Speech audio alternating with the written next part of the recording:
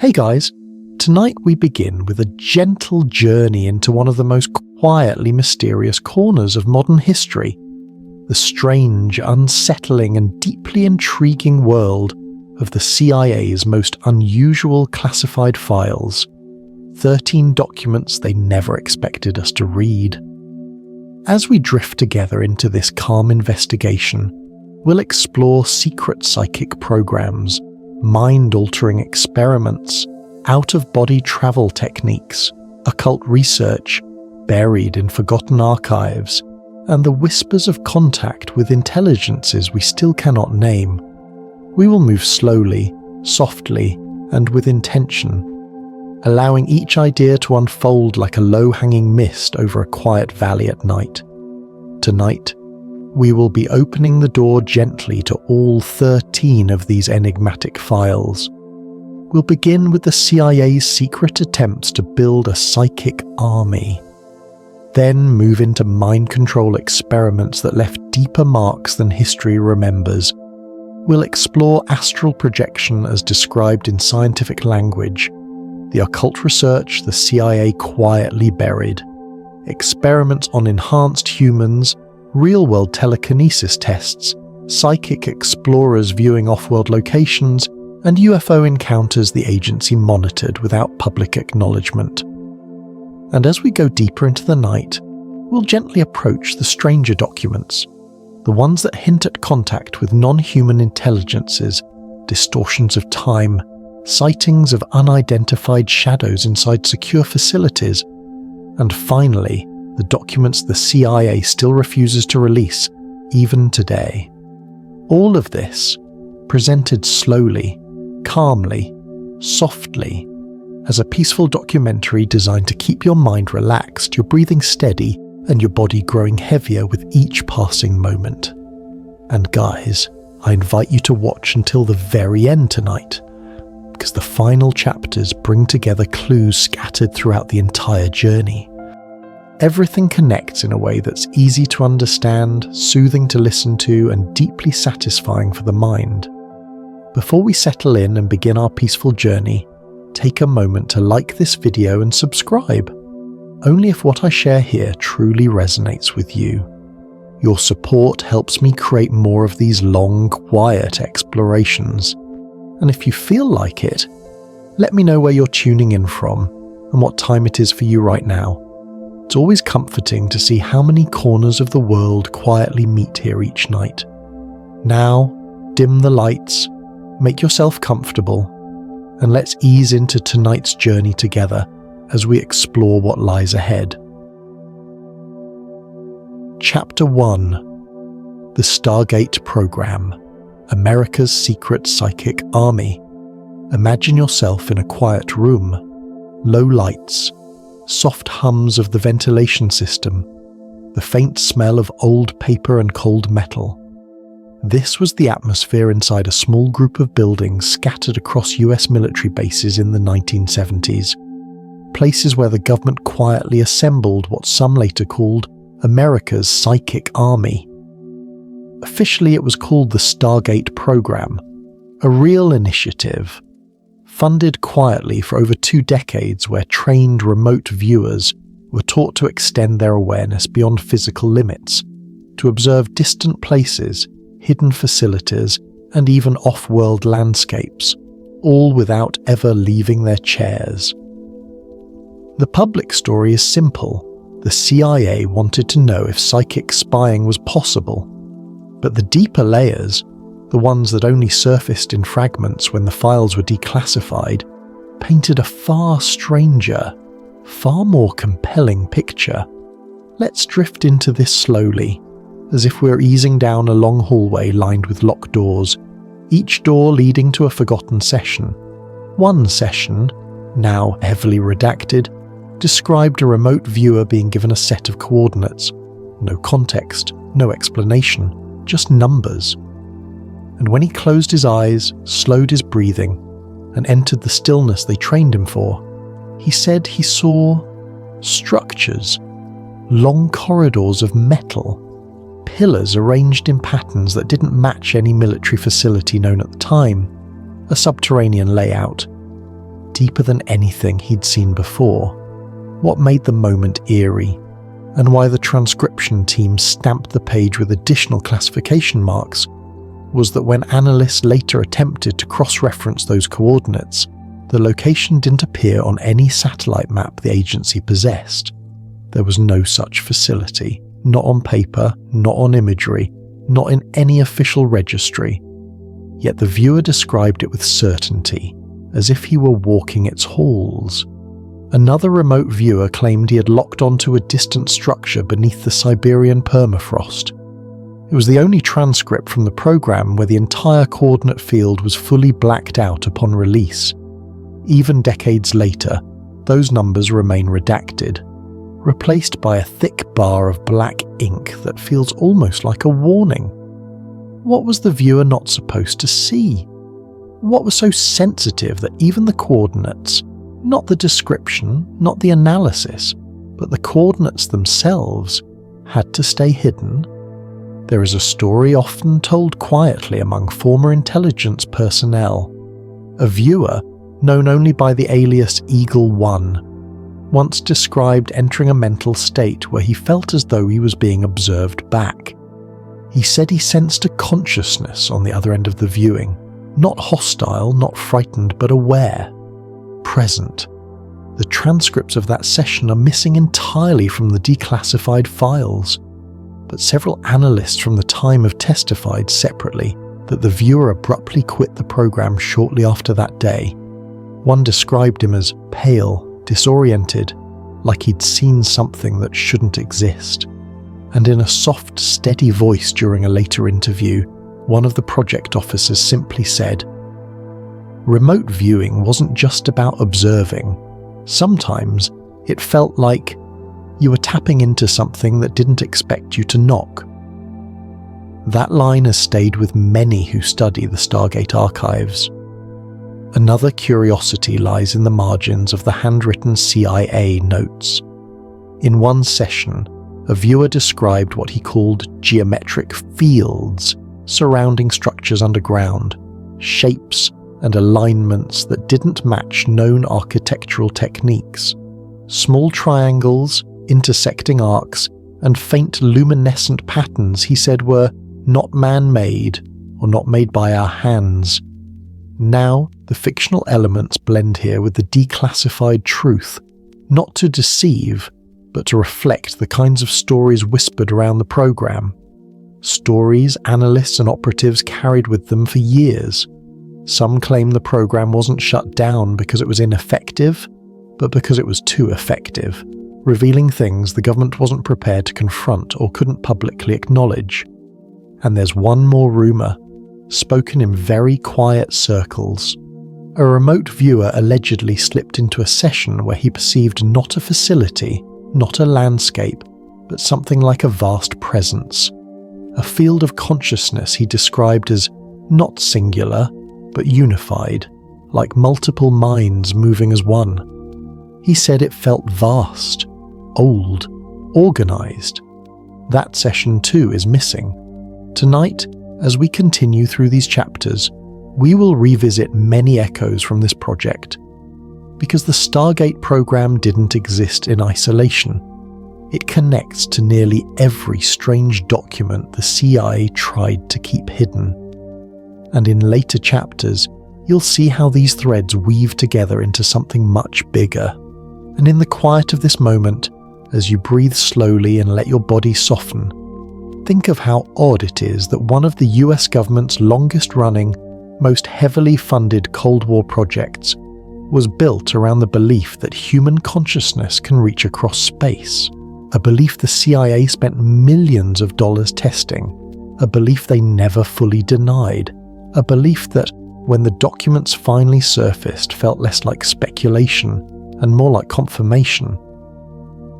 Chapter 2. Project MKULTRA. Mind control experiments that never officially ended. Settle deeper into your pillow now and let your eyelids grow heavier. Tonight we drift into darker, slower waters, into a program whose name has become a quiet legend in the corridors of secrecy, Project MK Ultra. We move gently, not to shock but to understand, to trace the soft, lingering footprints it left behind in the pages, the diaries, the redactions, and in the memories of those who stepped too close. MKUltra began, in the most prosaic terms, as a panic-era inquiry. Could the human mind be manipulated?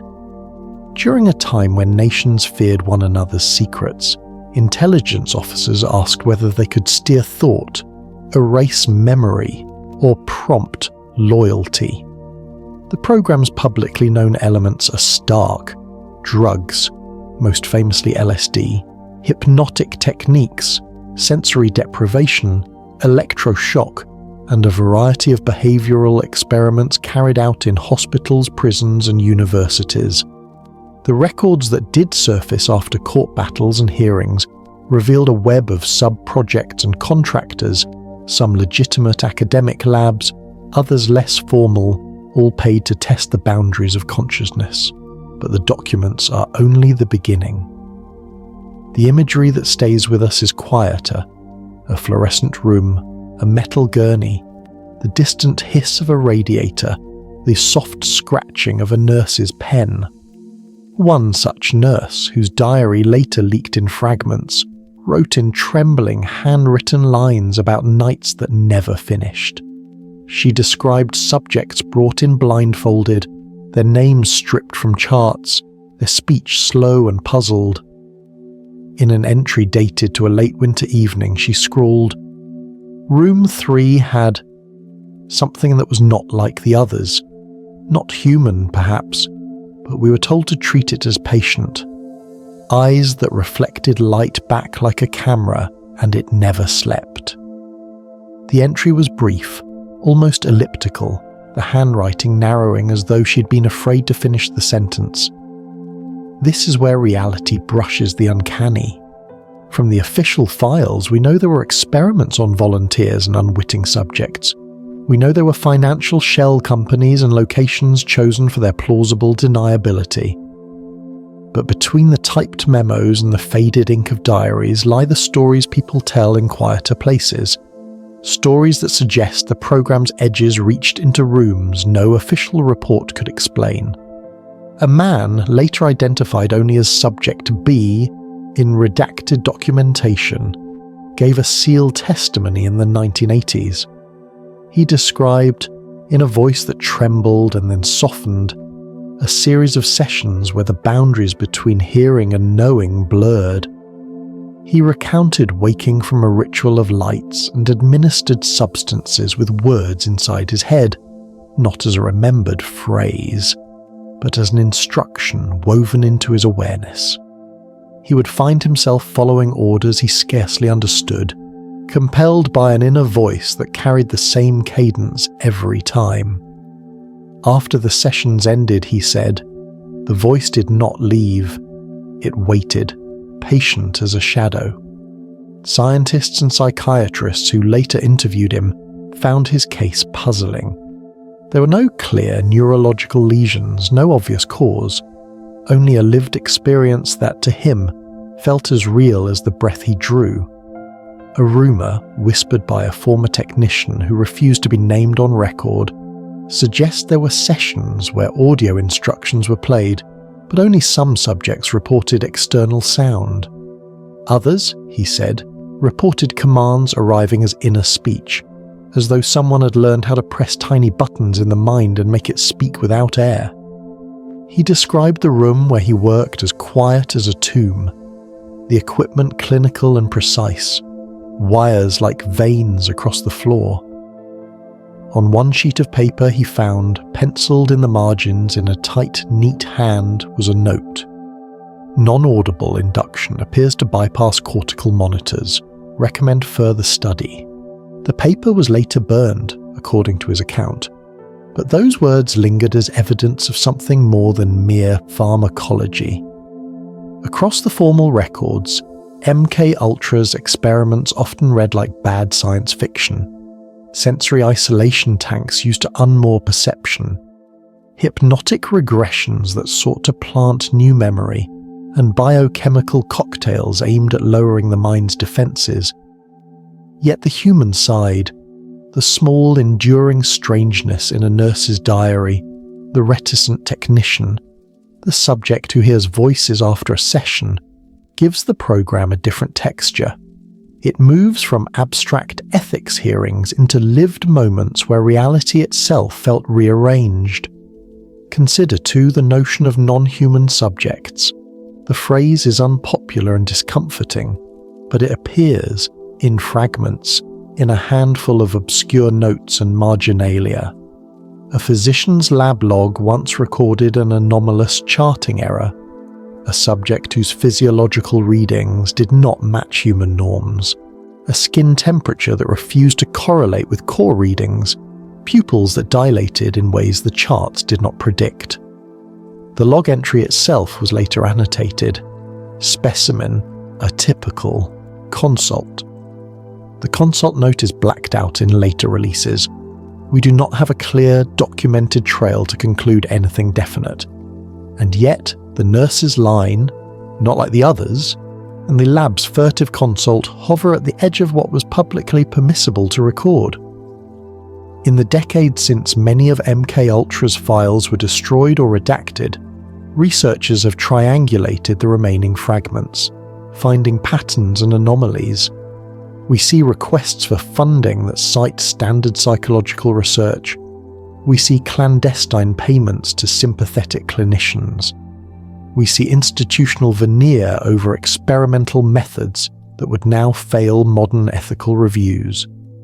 But woven through these bureaucratic papers are the human echoes, men and women who, years later, could describe a sudden, invasive clarity, the sensation of a thought planted as if by another hand, a prisoner who woke one morning with his memories reorganized, a student who left a lab with a compulsion to repeat certain phrases. These are not the simple outcomes of randomized trials. They read like testimonies of an intimate intrusion. Let us consider methods for a moment, in a calm, observational way. Psychoactive substances were one avenue. Hypnosis and suggestion were another. Isolation and sensory deprivation were tested to see how the mind reconstructs reality when external cues are removed. And then there were the unorthodox experiments, the ones that slip into the margins of memos, tests combining audio and subliminal patterns, devices designed to shape the timing of pulses and rhythms so the brain might entrain to a commanded cadence. The declassified documents show the agency's fascination with the possibility that thought could be guided as surely as a ship by a lighthouse beam. The fiction woven into the files suggests they move from hypothesis to applied technique, sometimes with unforeseen consequences. One quietly devastating story involves a clinician who kept a private set of notes, never meant to be reviewed. After the official MKUltra disclosures, these notes surfaced briefly in an archive, then vanished again. In them, the clinician described a participant who, following a prolonged session, exhibited an altered sense of time, hours collapsing into minutes, memories folding upon one another. The clinician wrote, with a careful compassion, that the participant's narrative coherence had frayed like a rope left wet and then frozen. He cannot tell me when he was himself, the clinician wrote. He keeps saying there were layers of instruction he cannot peel away. That note disappeared from public view, but the sentiment, that certain interventions left people living in palimpsests of identity, never quite disappeared from conversations among those who study the case. And then there is the anxious suggestion that MKUltra never truly ended. Perhaps some programs were terminated, perhaps public hearings and congressional scrutiny forced closed doors to remain shut. But secrecy has a way of finding new containers. The files that remain redacted, the vaults that resist FOIA requests, and the occasional off-record mention by retired officers all feed a narrative that the appetite for knowledge about consciousness, about manipulation, did not vanish when official programs were disbanded. It evolved, migrated, and sometimes hid beneath other projects. We cannot prove this from the documents we possess alone, but the human fragments, the diaries, the testimonies, the technician's burned note, suggest a continuity of interest that is harder to dismiss. As we float through this chapter, let the details wash over you like a slow river. Think not of sensational claims, but of the human cost, confused memories, sleepless nights, strange compulsions, and the private recordings of caregivers who felt their own certainties shift. These are the textures by which we understand what MKUltra truly touched, not just procedures in a lab, but the lived worlds of ordinary people whose nights were rearranged by experiments they neither asked for nor fully remembered. Before we close this chapter, I'll offer a quiet thought to hold as you drift. The most telling documents are not always the ones with the boldest claims. Sometimes they are the small, careful scrawls in the margins, the burned paper, or the diary line that ends mid-sentence. Those are the human breadcrumbs that lead us deeper into the story. In later chapters, we will return to some of these breadcrumbs, to the Stargate Project's eerie encounters, to surveillance logs of shadows in secure facilities, and to a final cluster of redactions that seem to sit at the center of a much larger puzzle. Each piece fits like a small, cool stone in a stream, guiding us forward toward a larger, quieter conclusion. For now, rest with the knowledge that what we have seen is real and recorded, and what remains hidden is worth our gentle, persistent curiosity. The past does not always fully explain itself, but tonight we will continue to sit with these mysteries and listen. Chapter 3: The Gateway Process. Classified techniques for out-of-body travel. Ease deeper into your bed. Feel the mattress beneath you, the slow rise and fall of your chest, the steady rhythm of your breath. Tonight we slip into a quieter kind of science, a study of consciousness that reads like a patient attempt to describe a sea simply by watching the ripples. The gateway process, as it's come to be called in the documents that surfaced, is one of those rare moments where scientific language brushes up against the ineffable, and we're left with reports that sound like field notes from an expedition into inner space. The recorded, declassified core of the gateway story is familiar to many. A methodical, carefully written analysis from the early 1980s that treated out-of-body experiences, altered states, and certain meditative techniques as phenomena that could be described, measured, and, perhaps, trained. The authors approached the subject with a restrained curiosity. They measured heart rates, tracked breathing, and listened to anecdotal reports, all while trying to place these experiences within a framework that an intelligence agency could understand and possibly use.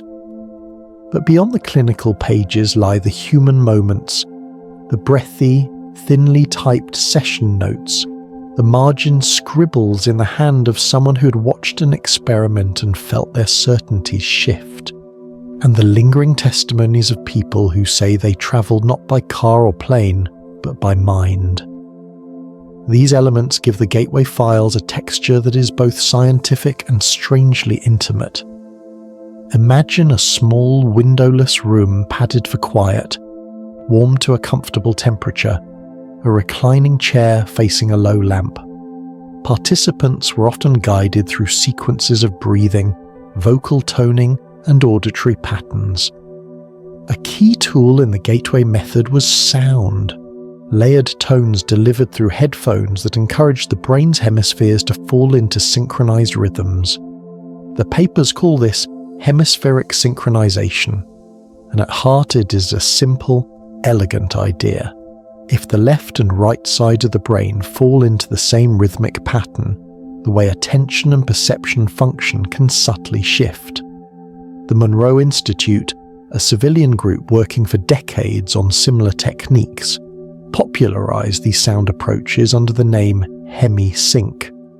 The Gateway documents describe experiments that used these and similar protocols to create a stable state, wherein participants reported experiences that went beyond ordinary memory or imagination. One subject wrote afterward, in a voice both childlike and ancient, that the process felt like walking down a hallway of light. Another compared it to loosening a tight knot inside the head so that thought itself could move more fluidly. The Gateway analyst recorded these descriptions, not as poetry to be dismissed, but as data worth correlating with physiological measures. They watched for consistent patterns, changes in pulse, in galvanic skin response, in EEG rhythms. When experiences aligned with measurable shifts, the project officers leaned in. We should pause on the scientific frame because it matters. These investigators were not mystics.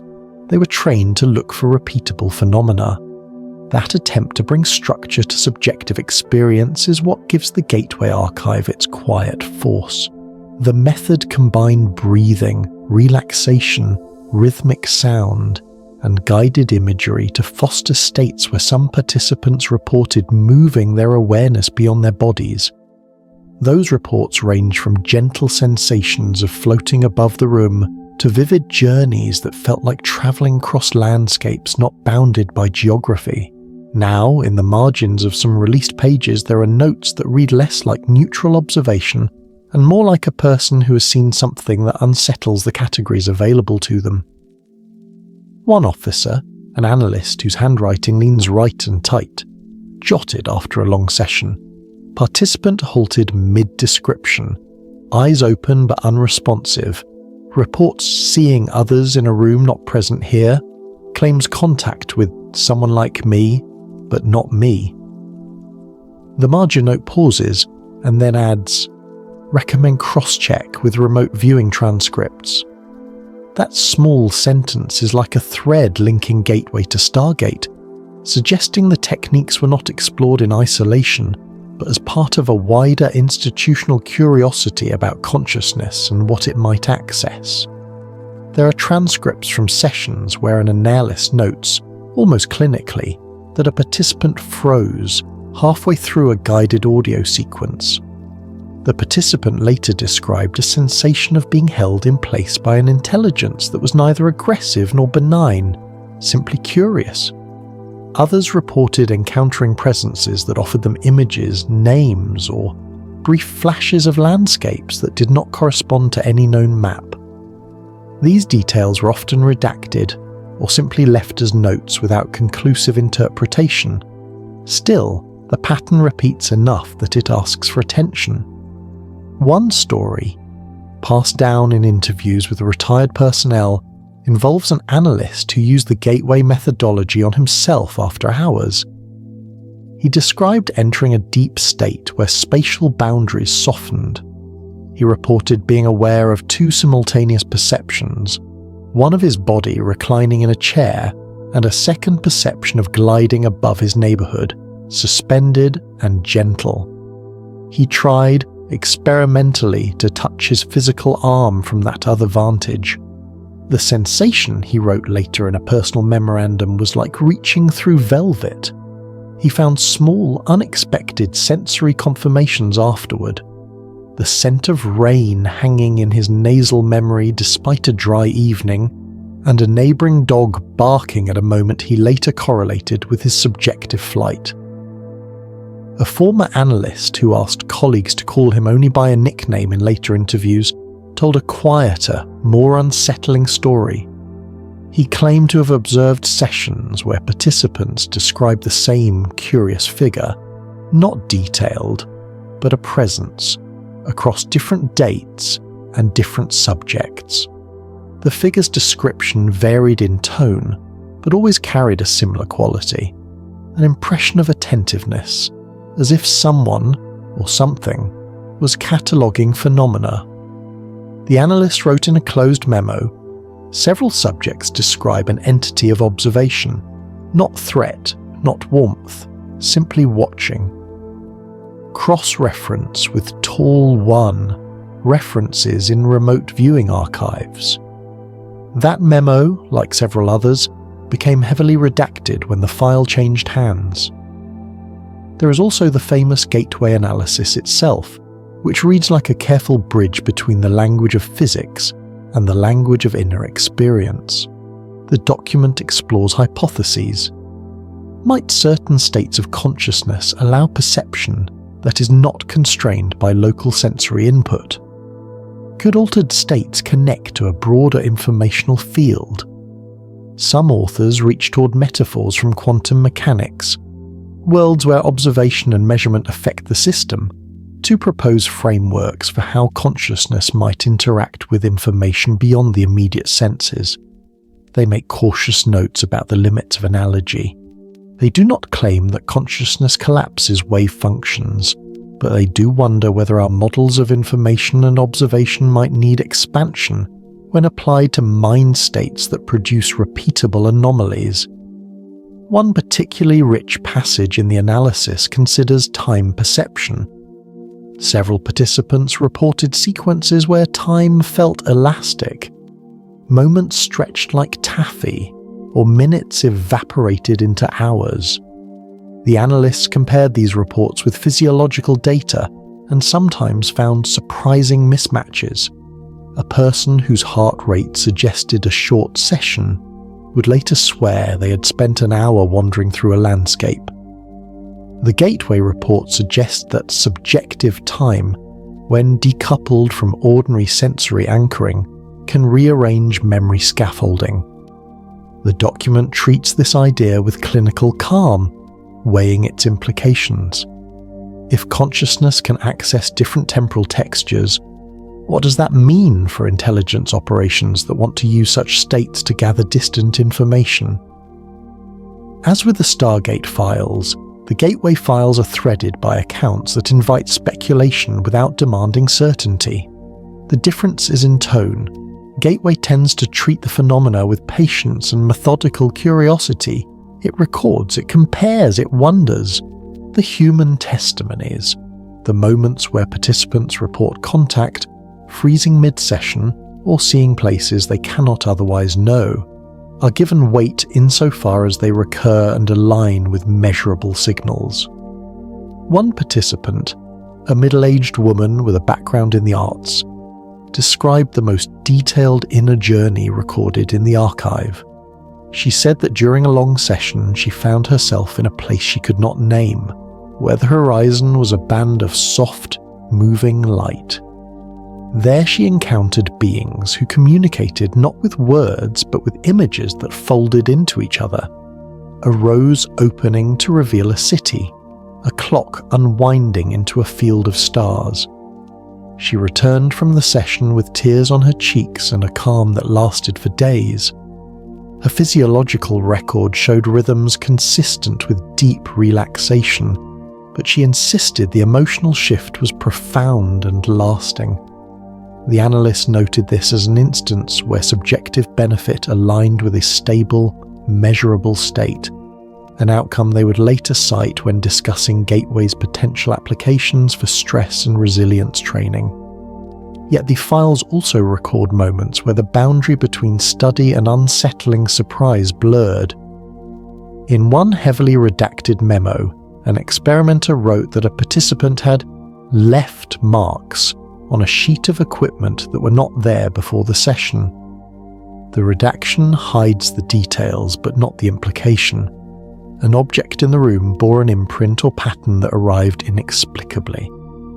When asked about such entries, a retired technician would only say with a small, strangely amused shrug, "Sometimes the oddest things happen in a quiet room." He would not elaborate further, but his tone suggested that the Gateway archive contains little mysteries the official pages rarely explained. What does all this mean for us now, in the low light of your room? The Gateway documents invite a gentle humility. They suggest that consciousness is not merely a passive watcher, but an active, malleable instrument that can be trained to perceive in ways beyond habit. They also suggest caution. When minds are coaxed into unfamiliar modes, strange phenomena can occur that challenge ordinary categories. The archive's measured curiosity and the participants' lived experiences together make a compelling case for ongoing inquiry. As you sink further into the quiet, imagine the echo of sound tapes designed to synchronize hemispheres, the slow drawing of breath, the soft click of recording equipment, and the shaped silence afterward when a participant opens their eyes and tries to find words. Let those images unfurl like smoke, soft and slow. Keep in mind that the gateway process is not an isolated oddity. In later chapters, we will see how its strands weave into other programs, into remote viewing that describes strange structures, into memos about entities encountered during altered states, and into the larger pattern of intelligence agencies reaching for the edges of human perception. There is a tiny promise tucked into these files that even in a world defined by instruments and measurement, there remains room for wonder. The Gateway analysts sought not mysticism but understanding. They approached mind states with careful tools, and in doing so they left behind something that feels like an invitation to consider that our inner lives may be deeper, stranger, and more connected than we often allow. Rest with that thought now. Let your breath slow. Let the image of soft sound and the corridor of light fade into the back of your mind like a pleasant distant music, carrying you gently deeper into sleep. Chapter 4. Operation. Often, occult research. The CIA tried to bury. Ease deeper now, let your shoulders drop, and follow my voice as we pass quietly through another locked corridor of classified work. This chapter moves into a corner of the archive where science met ritual, where instruments and incense shared the same room, a place that in some files is named with a deliberately mundane code, Operation Often. The official pages where they exist are spare. They catalogue meetings, budget line items, and procedural proposals that sound like any other bureaucratic document. Requests for small equipment purchases, contracts with outside consultants, and notes on experiment design. But read between the lines of those practical entries and you find another text, written in the margins of lab notebooks and in the hesitations of memos. You feel faintly the echo of rooms prepared for something the instruments wouldn't easily explain. Imagine entering one such room in the softest of lights. The air is warm and still. The floor, once covered in linoleum, now bears the dark outline of where chairs were repeatedly dragged for the same test. On a metal table sits an array of instruments, an EEG amplifier, a magnetometer, an oscilloscope, and curiously, a plate of objects assembled with deliberate randomness. A carved bone, a length of polished glass, a small copper bowl with faint green tarnish. The researchers called these cues. The proposal memos refer to them clinically, as variables to be introduced to a subject's field of attention. But the notes kept by one young research assistant, whose handwriting is still tender and looping, read differently. She wrote of the way a subject's hands would tremble when the bowl was placed into the centre of the room, and how the magnetometer would sometimes spike in a pattern that did not correspond to known electrical sources. Operation Often, as the internal conversation reveals, began as curiosity. In a few quiet briefings, intelligence officers discussed historical accounts of ritualized practices that seemed to produce effects: lights, sudden temperature changes, collective trance states, that were recorded by eyewitnesses for centuries.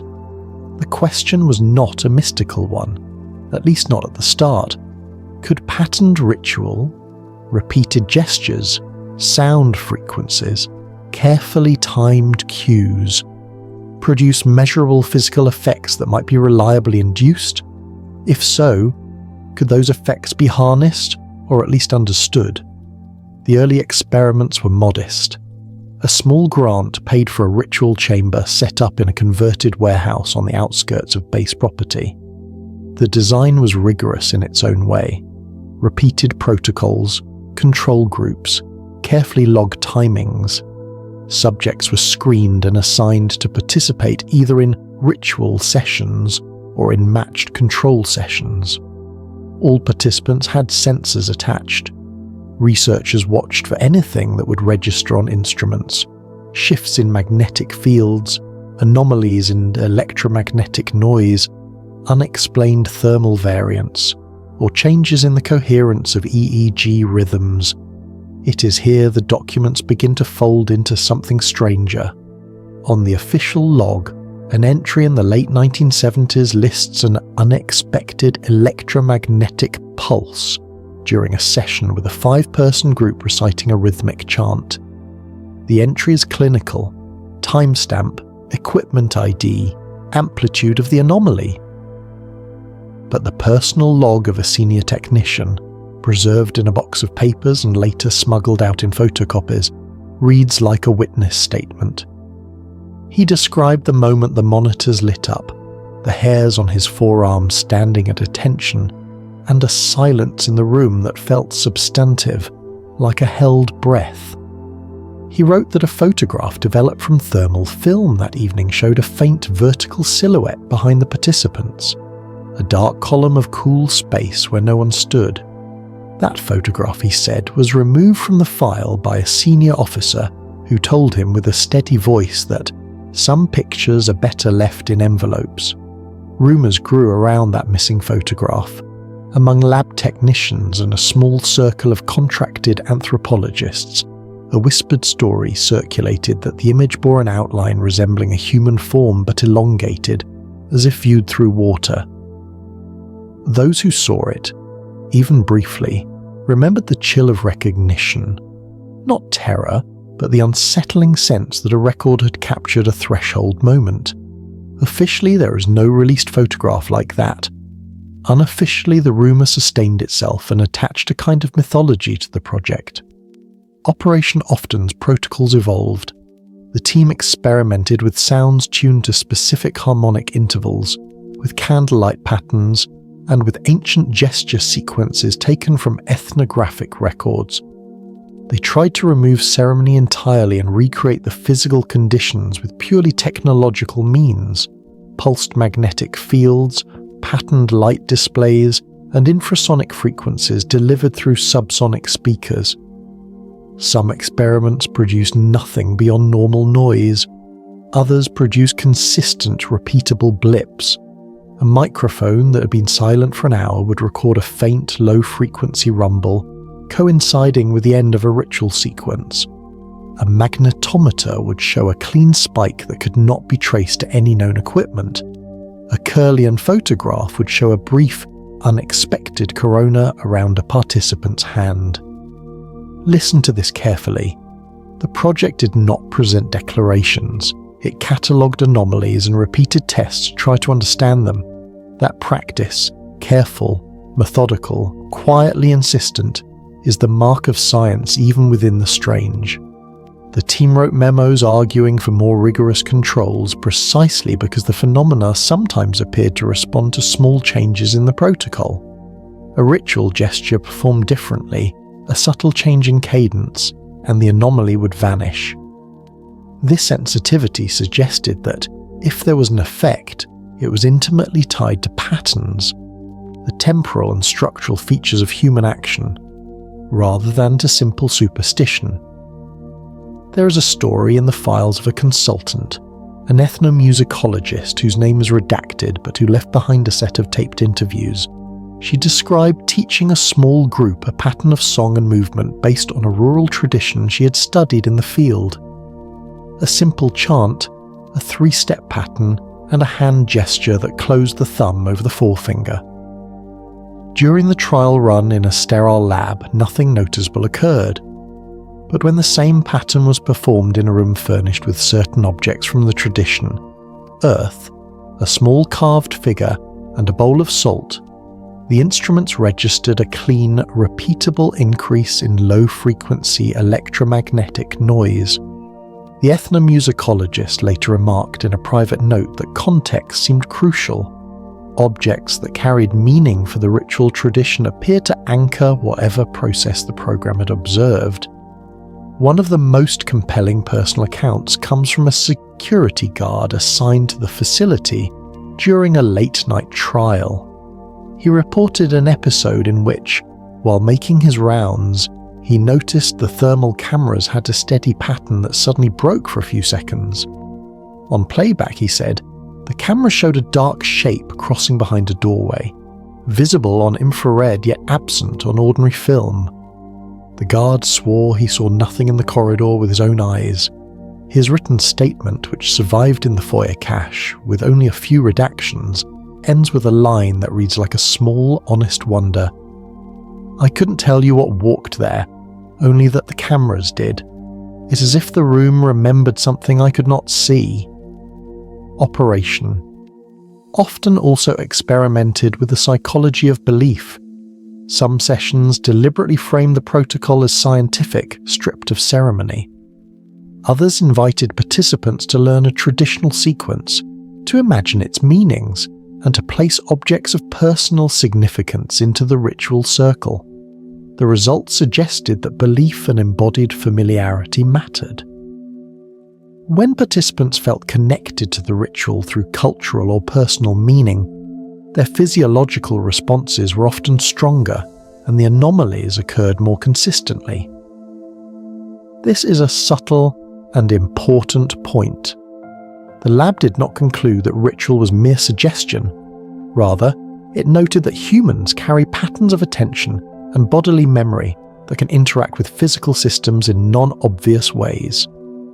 Here is a quiet complication. At one point, a memo surfaced from a senior officer suggesting the team try to separate the performative elements from the structural elements, to isolate the motion, the rhythm, the object placement, and the acoustic signature. The memo advised using professional actors trained to enact the patterns without belief and comparing their sessions to those of cultural practitioners who carried the tradition in their bones. The results, in a summary never fully published, indicated that both groups sometimes produced similar instrument signatures, but that the cultural practitioners produced them more consistently and with greater amplitude. The analysts annotated this with a hypothesis. Cultural embodiment seems to act as an amplifier on whatever mechanism is at work. Now let us sit with another unsettling margin note found in a researcher's private diary. This is not an official file, but it persisted because several retirees remembered the anecdote. The researcher described a session where, after a particularly resonant chant, the EEG channels exhibited a pattern they could not reconcile with normal sleep stages. The waves formed a slow, rhythmic geometry across multiple participants, synchronized in phase for several seconds. The technician wrote that the air in the room felt colder, and that small beads of condensation formed on an instrument case. He drew a simple sketch of the waveform and annotated it. Coherent field, duration approximately 5 seconds, no external source. Later that week, the memo trail shows a request to destroy or reclassify certain raw data on the grounds of equipment contamination. The request was granted and executed. The possibility of recorded coherence across human brains remained archived and obscured. Operation often, too, intersected with other programs. An analyst who worked across project left a brief note linking certain ritual session transcripts with remote viewing logs from Stargate, and with gateway session notes describing entities watching participants. He posited a speculative model. Perhaps rituals and synchronized brain states create windows through which attention can align with phenomena not confined to local sensory input. This was not a settled conclusion. It was a thread of curiosity that moved quietly through the archives. Ethical complications accumulated. As the experiments grew more intriguing, internal counsel argued that the work approached dangerous territory. The files show memos cautioning about experiments that deliberately manipulated belief systems, about the psychological risk to participants, and about the diplomatic hazard of appearing to weaponize cultural practices, the project's defenders argued for continued research, claiming pragmatic benefits. If the phenomena were reproducible, they might offer new tools for de-escalation, for non-violent influence, or for understanding anomalous threats. The critics warned of the moral cost, and then, predictably, the paperwork shifts. Budgets are reduced, memos request consolidation of materials, and boxes are prepared for transfer to other departments. Some items are catalogued and reclassified, others vanish. The rumour of the missing photograph recurs, and with it the image of an officer sealing an envelope and sliding it into a safe with hands that do not quite tremble. A few participants were offered quiet compensation and confidentiality agreements. The last official status note reads like an administrative sigh. Project often operations to be suspended pending interagency review. But suspension did not mean forgetting. Years later, when FOIA requests pried into related programs, fragmentary materials surfaced, billing records for materials that had been used in ritual rooms, an offhand email referencing unexpected silhouettes in a test, a single photocopied diary page from a technician describing condensation on a metal box and the subsequent disappearance of the raw recording. Those fragments keep the story alive. As you lie quietly, let the precise, small imagery remain with you. The magnetometer's needle flicking, the humidity gathering, the low chant in a room lit by soft lamps. Consider also the patient, methodical tone of the researchers who wrote careful memos, and the nervous margins of technicians who recorded what they thought might be dismissed. Operation often is not a fairy tale. It is a case study in what happens when structured inquiry approaches practices once relegated to folklore.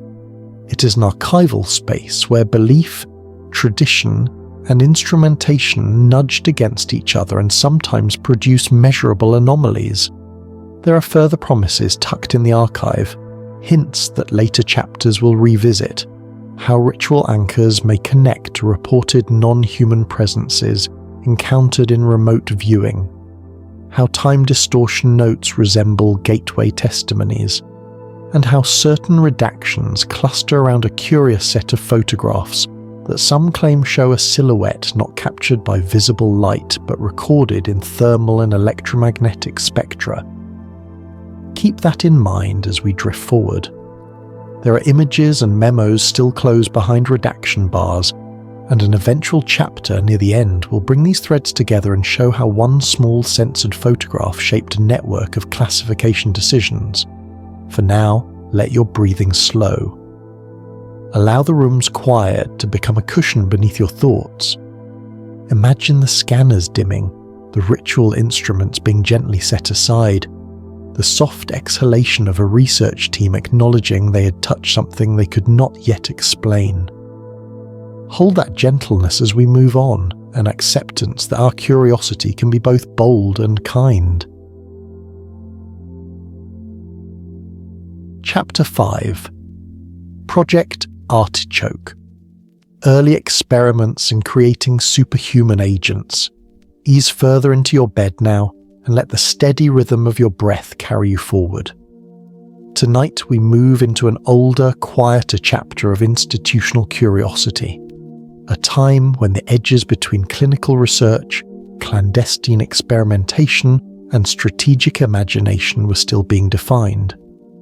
This is Project Artichoke, the precursor to many later programs, the laboratory where ideas about enhanced agents, altered pain thresholds, and the possibility of trained loyalty were first sketched in blunt memos and then tested with caution, and sometimes with a kind of grim determination.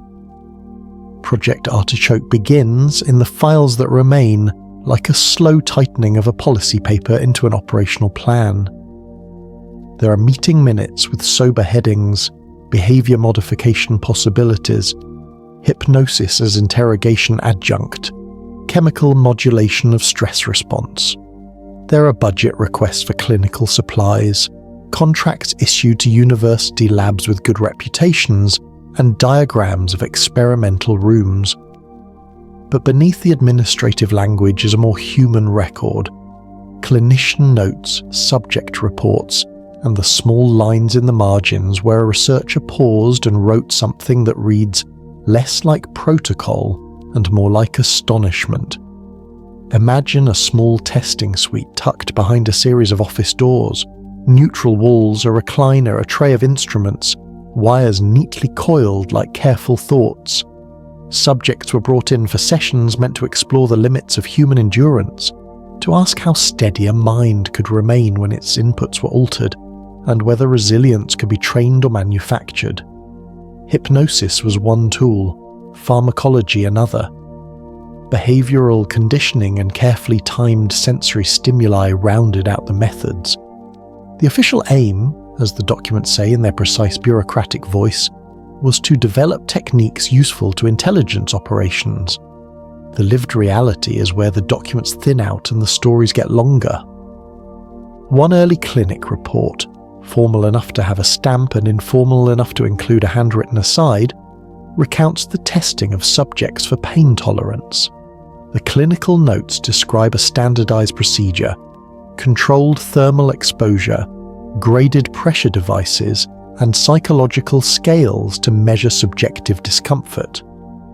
The surprising element in the margins came when a particular subject, after a sequence of interventions involving hypnosis and a mild pharmacological cocktail, exhibited pain thresholds far beyond the predicted curve. The clinician, who had expected modest increments, recorded instead a calm, almost unaffected demeanour as the tests progressed. She circled a line in the page and wrote, in a hand that tightened at the end. Subject remained conversational, engaged, and reported no distress. Physiological markers show normal autonomic response. Recommend replication. This is where the documents start to get quietly strange. In one packet, a redacted funding request asks for resources to explore enhanced pain-tolerant subjects, and suggests possible applications ranging from prolonged surveillance operations to field interrogation resilience. The language betrays a cold logic. If you can reduce the impact of pain, you could create operatives who withstand coercion or operate through conditions that would incapacitate others. The human cost of such a pursuit sits in the margins and in the testimonies that followed. A technician who later left the program told an interviewer that some subjects displayed behaviors that his training could not entirely explain. He described a man who, after a series of sessions, could remain awake and alert through conditions that normally induce blackout: noise, bright light, and sustained physical discomfort. He would talk, the technician said with a long exhale, about seeing his past like a screen and deciding to step away from it. It wasn't like he was pretending. It was like he'd been given a handhold out of panic. The technician's voice carried a mixture of respect and concern. That account appears in no official report, yet it circulated among colleagues as a quiet, ineffable lesson. These experiments did more than change behaviour on the surface. They shifted the internal story the subject carried about themselves. There are memos that suggest researchers were not just measuring pain thresholds, but attempting to modulate core motivational circuits. One heavily redacted note references induction protocols designed to alter fear responses and conditioning sequences to reinforce specified behaviours. The redactions are thick in places that might have named specific compounds or described particular stimulus patterns, but the shape of the proposal remains visible, a blend of suggestion, repetition, and pharmacology intended to produce durable changes. Another quietly disquieting thread concerns the use of hypnosis as a tool not only to access memory, but to install instruction. Early artichoke memos discuss post-hypnotic suggestion trials, where, after a guided trance, subjects carried out small tasks without recalling why. Clinical reports recorded a discrepancy. Some subjects would perform the instructed behaviour and yet have no conscious memory of receiving the instruction. The files present this as an intriguing cognitive separation, a potential operational advantage, but the personal narratives behind the notes give it a different weight. A subject recalled later, in a sealed testimony, waking one morning with a compulsion to walk to a particular bridge and sit for an hour. He could not explain why he felt compelled. He described the hour on the bridge as oddly calming and said he returned with a sense of an internal instruction completed. He found, weeks later, that small pieces of his routine had shifted in other ways too. Friends noticed he stopped smoking. He forgot certain jokes. He felt, in his private reflection, that part of his life had been gently rearranged. The project also flirted with ideas of enhanced cognition, not only resistance to pain and coercion, but improved focus, memory, and the ability to maintain clarity under stress. Some memos proposed training regimens combining rhythmic auditory stimuli, attention training, and carefully timed sleep cycles. The clinical trials mentioned small improvements in sustained attention tasks, and the files hint at an occasional subject who seemed to outperform control groups on complex tasks after a period of training.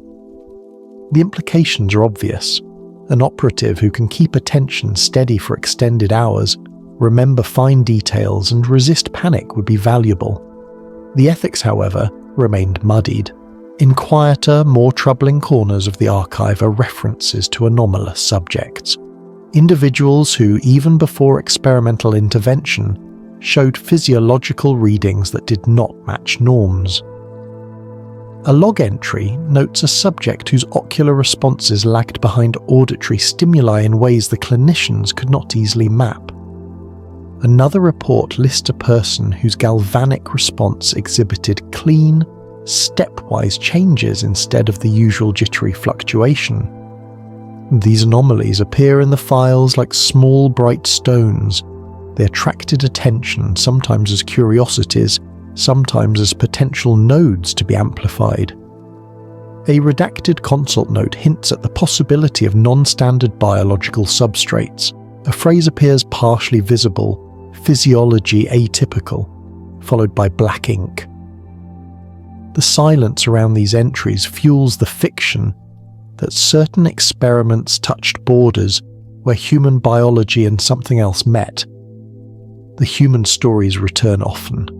One operative in a later debriefing described a colleague who, after artichoke training, could maintain composure and capture scenarios that would break most people. The operative used careful, tempered words. It's not that he was without fear, it's that he could let fear pass through without letting it take the wheel. That kind of resilience, whether cultivated or discovered, left deep marks on relationships. Friends of trained subjects sometimes reported distance where once there had been warmth, a subtle emotional recalibration when an internal mechanism of survival had been altered. There are also darker rumours that thread through the program, whispered accounts of experiments where subjects reported hearing commands without sound, the same phrase resurfacing from MK Ultra fragments. One clinician's journal contains a line. A subject described internal words as though given from outside his head. He scratched the page until it bled. I cannot explain this. The clinician's entry fades into smudged ink. Whether these were side effects of substances, the result of suggestive techniques, or something else entirely cannot be conclusively stated from the documents available. Yet the repetition of the motif across files, the inner imperative, the voice that remains, unites Artichoke with the broader tapestry we have explored, a network of experiments attentive to the malleability of human intention. Project Artichoke also contemplated the moral and legal landscape. Internal memos debate the boundary lines. How far could the agency push before domestic law, ethical codes, and public trust were irreparably damaged? The minutes show people wrestling quietly with consequential questions. Some argued for restraint, others argued for continued exploration under strict oversight. The project's eventual dampening owed as much to bureaucratic caution and political scrutiny as to shifting priorities. But the archive suggests one enduring fact. The curiosity did not end, it evolved. Techniques developed in Artichoke reappeared in later projects with new names and new justifications. As you listen now, allow the chapter's long arc to settle like a soft blanket. Picture the careful, measured rooms, the clinicians taking notes, the quiet exhalations of technicians who'd seen more than their forms allowed them to report. Think of the human consequences, the subtle changes in habit, in memory, in the internal sense of agency, that make the project as much a story about people as it is about techniques. Before we close this chapter, a quiet invitation. Later chapters will bring into view how Artichoke's experiments connect to other projects we have already visited, how the subdued, conditioned resilience it sought mirrors the gateway practices of trained attention, how the reports of interior commands echo MKUltra testimonies, and how the notion of enhancing humans by reshaping inner life links to rumours of non-human physiology mentioned elsewhere. Keep that thread in mind as you drift further toward rest. Now breathe slowly. Feel the room cradle you. Allow the soft hush of the air and the slow cadence of your heart to guide you into the next quiet space. Chapter 6. Files on Psychokinesis, the CIA's search for real-world telekinesis. Breathe in slowly and let your shoulders melt down into the mattress. Let the air pass gently out of your lungs and follow my voice as we move into a quieter laboratory. A room lit by soft fluorescence, stacked folders, and the low, patient tick of instruments. Tonight we linger over a subject that has always lived between disbelief and fascination. Psychokinesis, the possibility that mind can move matter. In the Cold War atmosphere of cautious curiosity, intelligence agencies quietly listened to reports, funded small studies, and sometimes watched very carefully for effects that would not be explained away by equipment noise or human error. The files that surfaced later show a methodical approach. Rather than dramatic pronouncements, the memos read like careful field notes. Descriptions of apparatus, lists of control procedures, and repeated attempts to remove every variable except the presence of a human mind. Investigators created tests designed to be unambiguous, sealed chambers, vibration-isolated tables, and instruments calibrated to detect the smallest shifts. The idea was simple and rigorous. If a person could produce a physical effect in a controlled environment, it should appear on instruments the way a heartbeat appears on a monitor. So they built conditions that left little room for accident. Picture one such test room. The door closes with a soft click. Inside, a bank of benches holds polished weights used for calibration, a set of metal spheres on frictionless bearings, and a microbalance capable of detecting mass changes smaller than a grain of sand. Cameras are positioned around the perimeter, recording at high frame rates. The walls are lined with acoustic foam to minimize external vibration. The subject sits in a comfortable chair, head slightly forward, hands resting on a cloth. A small microphone records breath and any vocalization. A separate recorder logs electrical noise on power lines. Two technicians sit behind a glass panel. Their faces calm, their notebooks open. Everything is set to reduce the world to measurable data. In several released memos, technicians recorded something unexpected. A slight, repeatable shift in metal calibration weights during a subject's quiet concentration. On the first attempts, the team shrugged. Perhaps thermal expansion. perhaps stray air currents. They tightened controls. The chamber became hermetic for brief intervals. The room temperature was regulated to a degree more commonly used in precision physics labs, and the balance was isolated from building vibrations. Still, on a small number of runs, the needle on the microbalance moved without any discernible mechanical cause. The movement was tiny, measured in micrograms, but it was consistent enough to demand attention. One technician, whose later interviews surfaced in a small documentary, and who still spoke about the incident with reverence rather than triumph, described the moment softly. He said the subject had been asked simply to intend a slight motion in the weight, to visualize a tiny nudge. For a long minute nothing happened. Then, with no audible sound and no change in recorded ambient conditions, the balance registered a step. The technicians checked the logs again and again. No signal from the HVAC system, no burst of electromagnetic noise, and no mechanical shock on the vibration sensor. On playback of the high-speed video, the metal object did not appear to move in any frame. The shift registered in the balance's reading rather than in visible translation, as if the effect altered the instrument's measurement rather than the object's position in a way the camera could easily capture.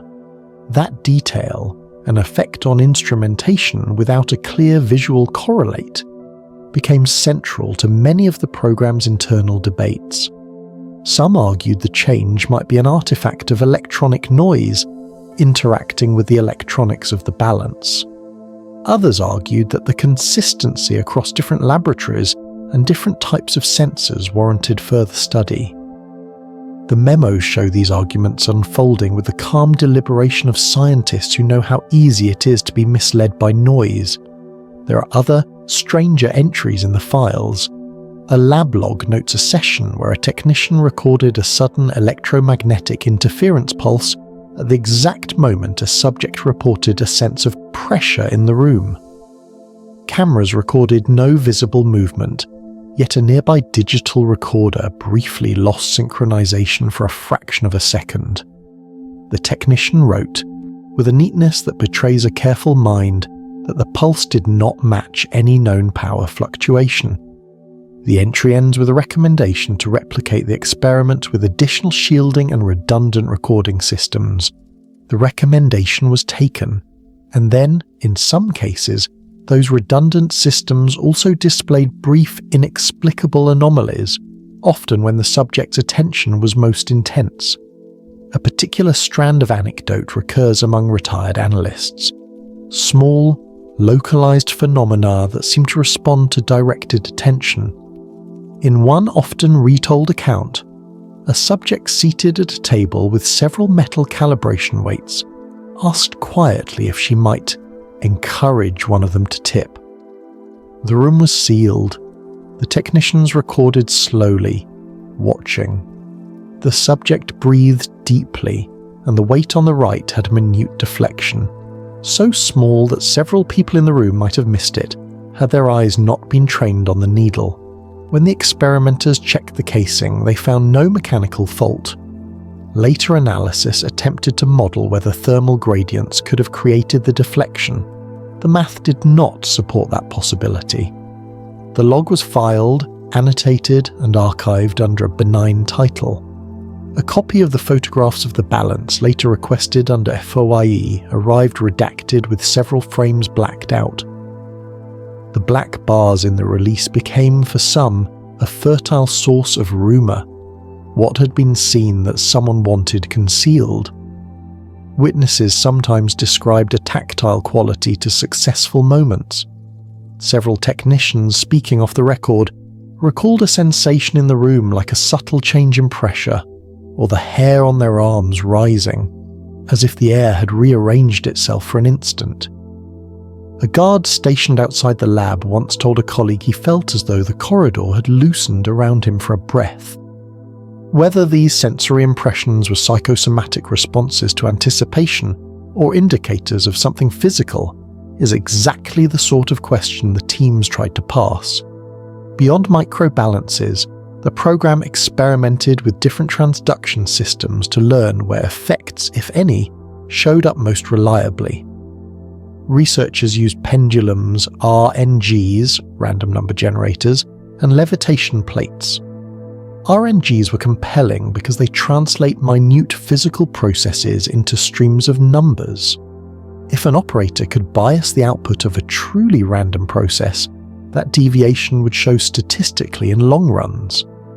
Files show teams running extended RNG sessions in shielded rooms, comparing baseline runs to those when a focused subject attempted to influence outcomes. In a handful of sessions, the deviation from randomness exceeded the expected statistical margin, prompting further tests. The memos emphasize caution, small sample sizes, possible electronics interference, and the ever-present risk of experimenter effects.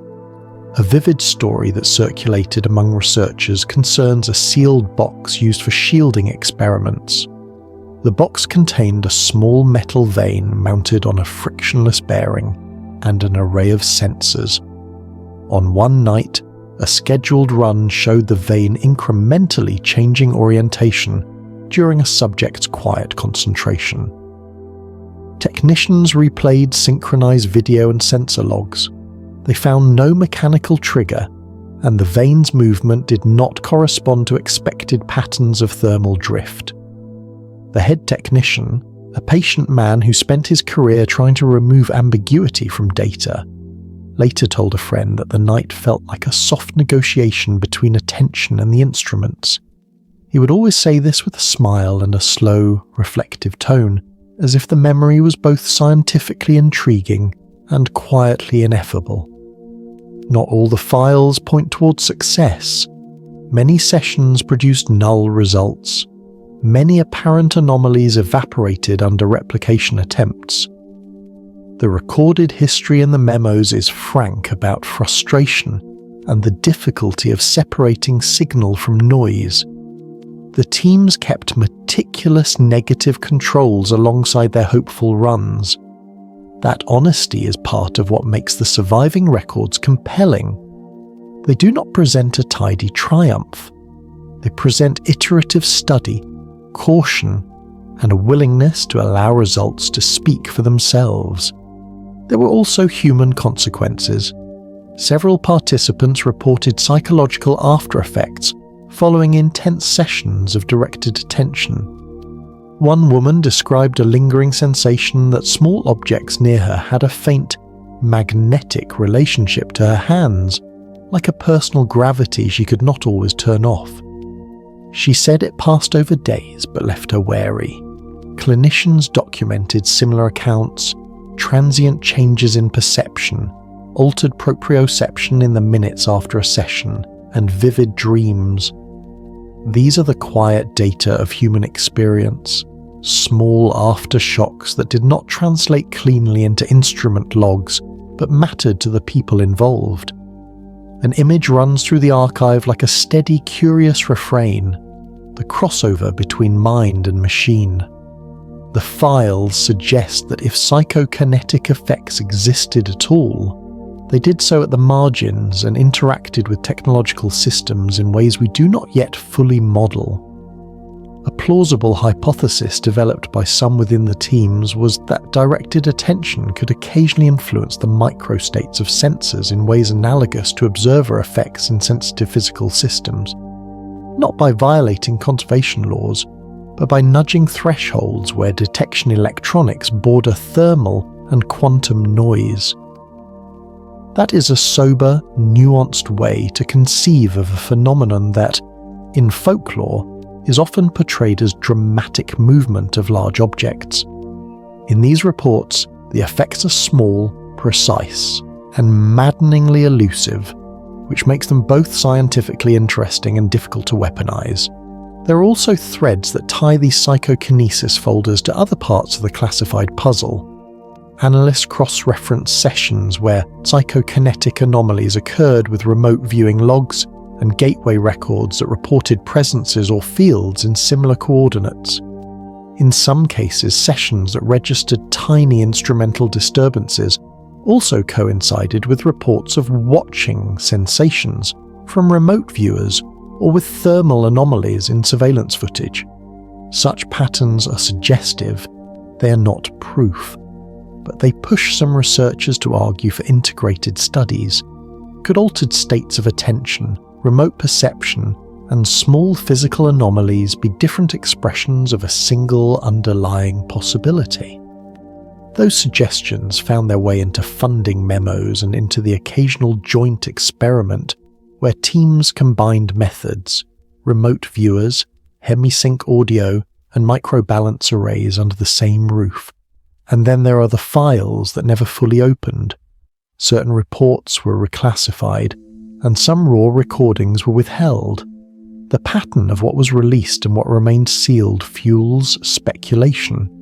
In the quiet of your room, consider the natural human tendency to complete a story when pieces are missing. The redactions do not prove any single spectacular claim. They simply keep a space of mystery open. For some, that space is terrifying.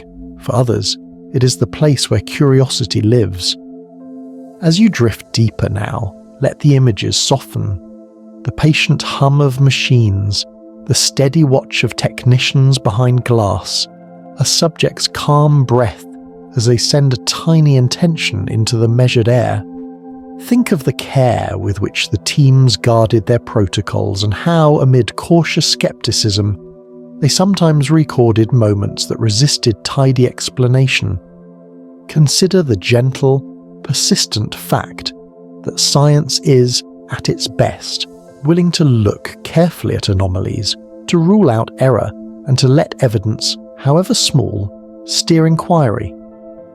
Tonight, psychokinesis in the archive reads less like a promise of grand feats and more like an invitation to humility. The documents ask us to entertain the possibility that attention, when concentrated and trained, can interact with sensitive systems at the edges of measurement.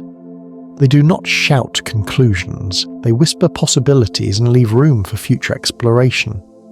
In later chapters, we will revisit how these small anomalies echo across other files as part of a pattern that includes remote viewing of non-terrestrial locations, surveillance records of shadows in secure facilities, and redactions clustered around moments when different instruments all behaved, briefly and strangely, at once.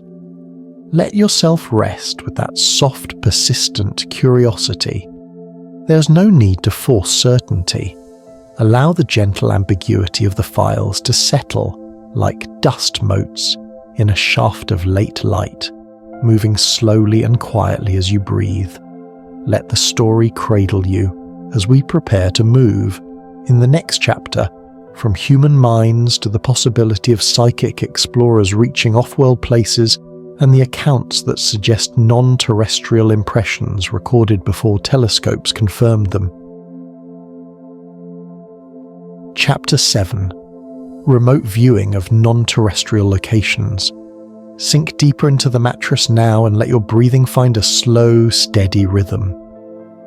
Picture a quiet room lit by an amber lamp, the sound of the world far away like a soft ocean. In this chapter, we travel beyond maps and charts, beyond satellites and telescopes, following the careful footsteps of trained minds that, with nothing but attention and method, reported seeing places far from Earth. The files on remote viewing of non-terrestrial locations are some of the most quietly astonishing in the archive, moments where human consciousness, trained and focused, seem to reach outward and return with images that later match discoveries made by instruments. Tonight we move through those accounts slowly, gently, and with the kind of patient curiosity that keeps a mind open while the body relaxes. The foundation of this work is simple in its intent. Can someone sitting in a small room thousands of miles from a distant planet describe features there with clarity and accuracy? The program's protocols were exacting. Remote viewers were given coordinates or target identifiers with no context. They practiced stabilizing attention, using protocols to reduce suggestion and expectation, and recorded every impression, shapes, textures, colours, sensations, as if sketching a memory. The transcripts that survive are a mixture of careful notes, redactions, and evocative imagery. Some entries read like technical logs, others read like fragments of dreams written in precise documentary language. The striking thing is how often the two registers, the scientific and the poetic, appear together. One of the best-known threads in the files concerns an early viewing session that would later be compared, with careful ceremony, to planetary data. A remote viewer named in later public discussions as Ingo Swan reported during a session, seeing bands and ringed structures around a planet. He described thin, radial spokes and an unexpected concentration of particulate matter, forming layered arcs. When those descriptions were later compared to data returned by telescopes and early spacecraft imaging, elements of his account matched features that were not fully appreciated at the time of the viewing. For many analysts, that correspondence was a quiet, thrilling confirmation that subjective observation had produced verifiable information. We move gently now through another kind of case, sessions that recorded architectures and geometries foreign to terrestrial design. In heavily redacted transcripts, viewers described structures with non-Euclidean alignments, repeating modules that suggested purpose without obvious function, and surfaces that reflected light in ways unfamiliar to engineers. These descriptions, when appended to the sparse notes of analysts, formed a pattern. Repeated references to grids within grids, to solid forms that are not walls but membranes, and to arrangements that suggested intentional planning. One transcript includes a viewer's sketch of a place he called a plaza, beneath a sky that moves sideways, an image that, in its odd specificity, lodged in the minds of several project officers. A particularly haunting set of files concerns a viewer who, during a series of sessions, fixated on a distant target that analysts would later identify with a remote outcropping on a moon. The viewer's descriptions were layered. First, a sense of immense age, like a place that had weathered epochs. Then, a cluster of angular repeating forms, and finally, a strange low hum that he insisted he could feel rather than hear. When planetary imaging later revealed linear features in the target area, some officers felt the correspondence was more than coincidence. They noted the session's cadence, the way the viewer's confidence and detail increased through successive runs, and they placed the transcripts in a file flagged as correspondence worthy of follow-up. There are also the more unsettling accounts, viewers who said they encountered not landscapes but watchers. One viewer, in a document later found sealed in a rerouted folder, abruptly ended his transcript with a single line: "They are watching back." The transcriptionist circled the line and wrote, beneath it, "Subject discontinued participation. Consultant recommended psychological assessment." The notation has a calm, bureaucratic tone, but the content holds a quiet charge. In later interviews, colleagues reported that the viewer left the program shortly after that session, described as pale and withdrawn, and refused to talk about what he had seen. The image of something that can observe observers, not hostile, but certainly aware, threads through several documents and gives the archiver a persistent undertow of unease. Another pattern in these files is corroboration across independent viewers. In multiple, separate sessions, different viewers describe similar features at the same target: unexpected angularities, repeating nodes of light, and the pervasive impression of intentionality, arrangements that seem too deliberate to be natural rock formations. When several observers, working independently, reported such concordant details, analysts grew interested not only in the content of the impressions, but in the statistical weight of agreement. those agreements became a quiet impetus for allocating more time and resources to certain targets. A small number of transcripts include strictly procedural attempts to test the limits of the technique. In one experiment, an object of modern human manufacture was hidden inside a sealed container and placed on the surface of a remote target using robotic landers. Viewers were then asked to describe the object. In a handful of sessions, the basic qualities emerged: metallic surface, ridged form, a reflection pattern not unlike that noted in other remote descriptions. The project officers treated these results with measured excitement. The findings were not uniform and failure rates were high, but the positive instances were taken seriously precisely because they occurred under controlled conditions. We should pause and consider the redactions. Many transcripts are thick with black bars, excising coordinates, names, and sensitive context. Those redactions shaped how the files spread through the agency and into public view. Analysts often wrote explanatory notes in the margins, reminders to cross-check with imagery, to weight a viewer's confidence score, to consider environmental noise. The blacked-out fields contributed to rumour. What could be so sensitive that even a target's coordinate is withheld? For some within the program, the answer was practical classification. For others, the possibility that the viewers had perceived places or things that intersected with other classified operations. There are also accounts that gently blend the boundary between memory and metaphor. One viewer, describing a target beyond our system, spoke of geometries that did not care to be looked at. He wrote that attempts to focus on them produced a sensation of edges folding inward like the closing of a book. Scientists in the program annotated the passage and debated its meaning. Was it a metaphor for sensory limitation, an artifact of the viewer's expectations, or a description of a structure that actually behaved in ways incompatible with human perception?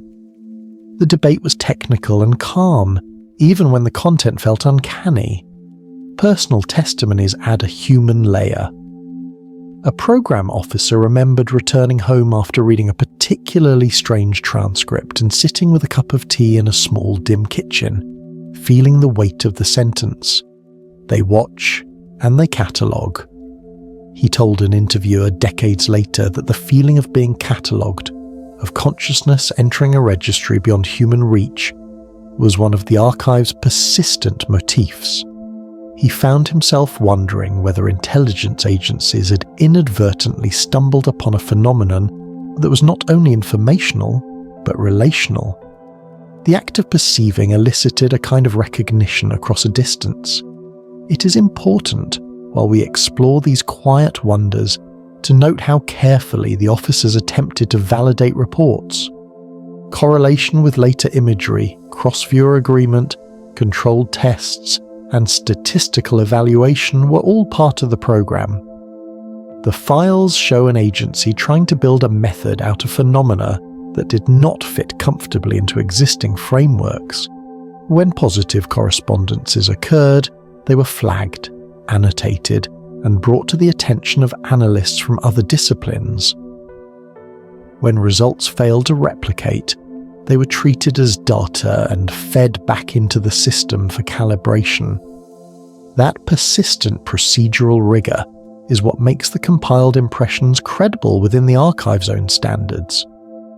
One of the more enduring and humanly poignant stories surrounds a viewer who, after repeatedly describing a complex, non-terrestrial structure, quit the program and later published a short poetic recollection under a pseudonym.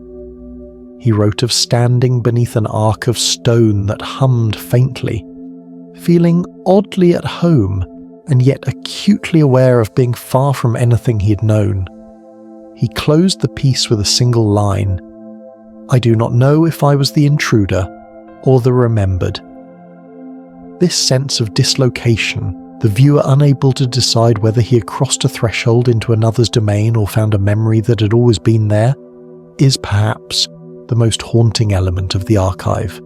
As you breathe slowly now, imagine the hush of a viewing room. the scratch of a pen on paper as a viewer tries to map an uncharted vista, the quiet sigh of an analyst who crosses lines of data with images returned by a probe. Picture the archival folders, some neat and precise, others blotched with coffee and urgency. Consider the astonishing humility in the methodical approach, a desire to let the evidence, however subtle, suggest its own claims. Before we close this chapter, rest with a small, quiet note of anticipation. In later sections, we will revisit the moments when different methods, Gateway's hemispheric synchronization, Stargate's remote descriptions, Operation Often's anomalous photographs, and psychokinetic logs begin to whisper the same motifs, watching presences, non-human architectures, and repeating geometries that refuse simple categorization. These echoes are not proof on their own, but together they tilt the weight of the archive toward a portrait of something that invites further attention. Let that possibility float like a gentle lantern above your thoughts as they become slower and sleepier. There is no rush to resolve the mystery tonight. We are simply listening carefully to the document's quiet insistence that human perception, under certain conditions, has reached out and returned with images that sometimes, quietly, matched what later instruments would show. Chapter 8. Declassified UFO encounters the CIA quietly monitored. Ease your breath in and out now, let the rhythm slow, and imagine a vast cold sky stretched over a patchwork of military bases and quiet towns. In that sky, for decades, there were things that did not fit neatly into reports, memos, or scientific expectations. Tonight we turn our attention to the CIA's less often told role in tracking unidentified aerial phenomena, quiet monitoring, careful logging, and the kind of sober curiosity that lives in the spaces between headline drama and classified silence. The Cold War shaped the agency's priorities. Anything in the air had to be understood, categorized, and, where possible, neutralized as a strategic risk. A blinking light over a test range could be a weather balloon, or it could be a foreign craft. Over time, the CIA accepted that this practical vigilance required more than hurried notes. It required files, cross-agency coordination, and a habit of attention. So when pilots, radar operators, and ground observers reported encounters that even trained analysts found puzzling, those reports moved into a quiet, patient archive. Think of a typical night watch at an air defense sector. The radar console glow, the low murmur of voices, the coffee cooling beside a stack of theatre maps. A contact appears off the scope, a tight blip that accelerates, stops, or changes vector in ways the operators know do not match aircraft protocols. The first instinct is technical. Is this a sensor error, a folding of radar lobes? But repeatability matters. When visual observers on the ground corroborate a radar blip with a witness description, a craft moving without a sonic boom, glowing with colours not typical of engine exhaust, the file gains weight. The CIA's role, documented in scattered memos and later revealed in partial releases, was often to gather, cross-check, and assess such anomalies for their intelligence implications. There are several kinds of accounts that recur in the files. The first is the radar visual correlation. Independent instruments and human observers record anomalous trajectories at the same time. A notable illustrative case, reconstructed in redacted memos and corroborated by later interviews with retired personnel, involves an early evening flight in 1976 where a military pilot encountered an object that defied easy explanation. The pilot, operating under a pseudonym in official records, described approaching a target that caused his instruments to lock on and then fail in stages. His altimeter blinked, his radio chatter faded, and the aircraft's electrical panel showed anomalies. For a few tense seconds, every system that should have provided situational awareness faltered. Then, just as abruptly, the instruments returned to normal, and the object accelerated away with an instantaneousness that left no sonic trace. The pilot landed, his hands still trembling, and wrote a formal report that moved through channels to a file later marked for the attention of an intelligence desk. Technicians who later examined parts of the incident log noted something unusual. The radar track showed a spike in velocity that could not be accounted for by known propulsion profiles. Air traffic controllers who watched the display described a dot that shimmered, then leapt across the screen in a way that suggested a non-linear change in position. The CIA analysts annotated the report with calm, professional questions. Instrument fidelity, potential foreign technology tests, atmospheric ducting, and the possibility of electrostatic or plasma effects on sensors. They tested each hypothesis in their internal reviews, and in several cases the technical explanations did not fully resolve the anomalies. Another class of files conveys the electromagnetic interference frequently associated with some encounters. In numerous incident logs, pilots reported that while tracking an unknown object, the avionics experienced partial or total failure. Headsets would go mute, navigation beacons would drop out, the autopilot would disengage. These events are recorded with a technician's precision. Timestamps, system error codes, and subsequent maintenance logs showing no mechanical faults. One busy maintenance chief later told an interviewer, quietly, with a careful voice, that he had worked on aircraft after unusual encounters and found no reason in the hardware to explain the prior electrical glitches. The systems were fine, he told the interviewer, but the logs told a different story. They had gone dark in a way that suggested an external influence. The CIA, vested in national security, traced patterns. Certain encounters clustered near sensitive sites, while others occurred over open water or remote deserts, far from obvious strategic value. Visual descriptions supply emotional texture to the dry technical notes. Eyewitnesses, pilots, ground observers, and even civilians caught on evening walks described crafts that moved with an economy of motion unfamiliar to conventional flight, stops that would seem physically impossible, accelerations that implied thrust far beyond known limits, and angles of approach that ignored the aerodynamic principles taught in flight schools.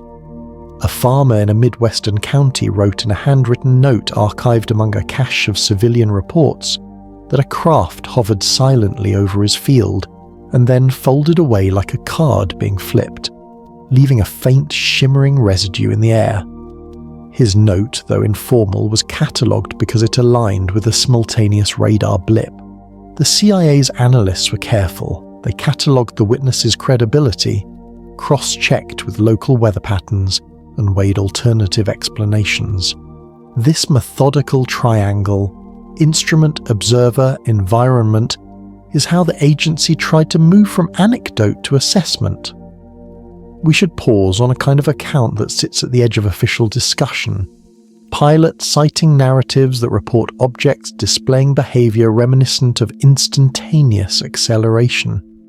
These stories, recounted by multiple aviators over decades, share common elements.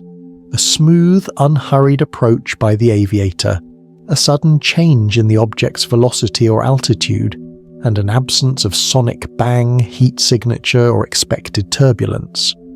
Several pilots later described a sensation of something like a tug on the instincts rather than the controls, an urge to move away that was more psychological than mechanical. In follow-up interviews, some pilots spoke of a mild disorientation that passed quickly, while others reported profound changes in their professional comfort with the sky, a tremor of uncertainty about what else might be out there beyond known technology. The files also carry instances of surveillance camera footage and thermal images, sometimes heavily redacted, that presented oddities. Infrared footage captured heat signatures that did not comport with the shape the visible light camera recorded. In some thermal frames, a distinct cold spot appeared when no object was present in optical recordings. Technicians annotated these frames, recommending more controlled testing. The CIA's records show a steady pattern. Where visual and infrared records diverged, analysts pursued sensor cross-calibration. Where they aligned yet showed impossible motion, they raised questions and sought corroboration from allied agencies. One of the more affecting patterns in the archived material is the response of local communities. In many of these files, a small town's collective memory makes its way into the bureaucratic record. Families who recall nights of unusual lights, townspeople who say cattle behaved oddly, and churches that reported parishioners gathering in parking lots to watch slow, luminous objects glide overhead. The CIA recognized that sociological data mattered. Widespread community reports did not prove alien visitation, but they provided a social signal of sustained phenomena that required cross-disciplinary review. Of course, skeptics found explanations in sensor error, celestial objects, secret test flights, and meteorological events. The CIA's own analysts favored rigorous skepticism. Many anomaly reports received plausible conventional explanations after exhaustive review: misidentified aircraft, rare plasma events, or instrument artifacts. But a subset resisted tidy resolution. These were the files that earned extra margins and quiet footnotes, the ones whose coordinates and witness lists later received redactions when shared under interagency agreements. The pattern of what remained ambiguous and what was rationally explained shaped a core tension in the archives: how to balance institutional rigor with the genuine possibility of phenomena that did not map onto existing technology. There are also files hinting at interagency caution, internal memos suggesting that public disclosure of certain incidents would create panic, espionage risk, or diplomatic friction. In the archives, we find notes recommending that some material be held close to the vest, not for concealment out of fear, but for the slow, careful process of technical assessment. Those memos show a bureaucracy trying to weigh national security against transparency. The result was a patchwork of released documents and sealed files, which in turn fueled rumour and speculation. Now listen to a quieter, more personal kind of entry: a pilot's logbook notation later uploaded as part of a FOIA release, where a young aviator wrote with a careful hand about a night interceptor mission. He noted how, as he closed to investigate a faint target, his instruments blurred and then regained clarity in a pattern he could not explain. He scribbled the words, "Instruments locked, but no impact on controls," underlining them twice. That small line became the seed of a much longer inquiry. The CIA, for its part, recorded the entry, cross-checked radar logs, and then carried the report into an analytical folder tagged for further study. Embedded in many of these pages are the human after effects. Witnesses sometimes reported changes in sleep, unusual dreams, or a lingering unease with routine nighttime flights. A retired Air Force mechanic admitted in a quiet later interview that after servicing an aircraft involved in an unusual encounter, he dreamed for months of blue light and clean geometry. These psychological ripples, the private, hard-to-quantify human consequences, entered the archive as anecdotal appendices and later as data points in wellness reviews of personnel. The CIA's role, as revealed by the mosaic of memos, was not simply to sensationalize or to dismiss, but to gather and assess. Analysts assembled dossiers, compared radar traces, and asked pointed technical questions. They modeled the data against known physical principles and documented when phenomena exceeded the explanatory power of conventional apparatus. In multiple instances, they recommended cooperation with scientific experts, universities, and allied agencies. Where correlations persisted, especially when radar, optical, and witness reports aligned, the files move from routine to exceptional, from daily log to a case file needing cross-disciplinary attention. Before we move on, rest with a quiet, thoughtful insight. The archive's most compelling feature is not a single, undeniable document proving the extraordinary. It is instead a constellation of small, stubborn anomalies that resist easy categorization, and that, when gathered together, create a pattern of interesting unknowns.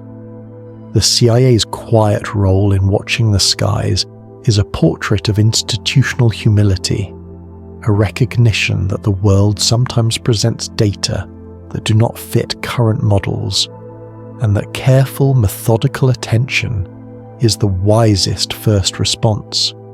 As you drift now, feel the night press gently around your thoughts. Consider how the documents we've reviewed tonight link to other chapters you've already heard.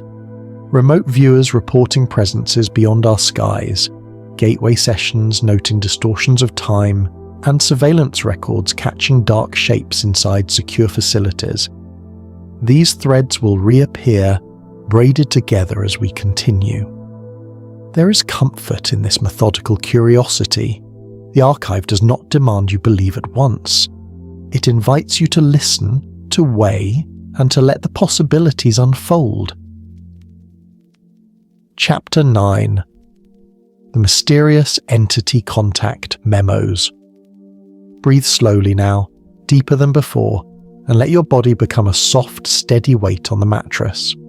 As you settle, imagine an archive room that is almost entirely ordinary. Metal shelving, stacks of manila folders, fluorescent light that hums like a long, low note. Tucked between technical reports and budget spreadsheets, there is a slender set of memos that do not read like policy or procurement. They read like the residue of people who had for a moment encountered something that languages of bureaucracy did not easily hold. Tonight we open those memos and move through them with care. These documents are small in number but large in implication. They are not dramatic proclamations. There are no sweeping claims printed in bold. Instead, they are terse field notes, brief cables, and half-typed evaluations that point toward a recurring theme. Encounters with presences, figures, or impressions that several independent witnesses described in similar quiet ways. The memos were often routed to psychological consultants and internal review boards because they disturbed established categories. We will walk through them gently, pausing at the human lines that give these dry pages their quiet intensity. The first memo we come to is stamped with a date and a careful handwriting.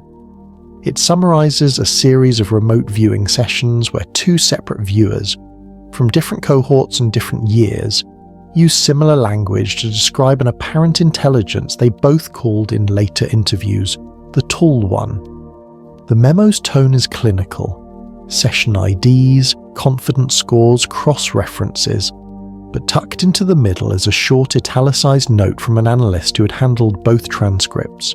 He wrote, "Independent concordance on descriptive motif, unusual. Recommend consult with gateway analysts." That italic line became the first hinge in a slow chain of cross-project curiosity. We turn the page and find a field report from a security officer at a remote facility. He describes a patrol where his thermal cameras registered a figure moving just beyond the perimeter, a dark, elongated silhouette visible only in infrared. The guard reported no corresponding visible light evidence and no sensor triggers. He filed a succinct statement. Infrared shows humanoid silhouette, no RF signature, no access detected. Occurred 1:43 local. He signed with his initials and added quietly, "I have never seen anything like it." That phrase is simple, human, and anchors the memo to lived apprehension rather than technical abstraction. Another memo reads like a clinical note from a psychologist, assigned to evaluate an intelligence analyst who had spent months in gateway-style training. The analyst reported recurring impressions of others during projection sessions, not hostile, but curious and at times communicative. The psychologist recorded the analyst's description with clinical steadiness. Subject reports intermittent perception of a largely vertical figure, usually at the spatial periphery of session imagery. Reports no explicit verbal exchange.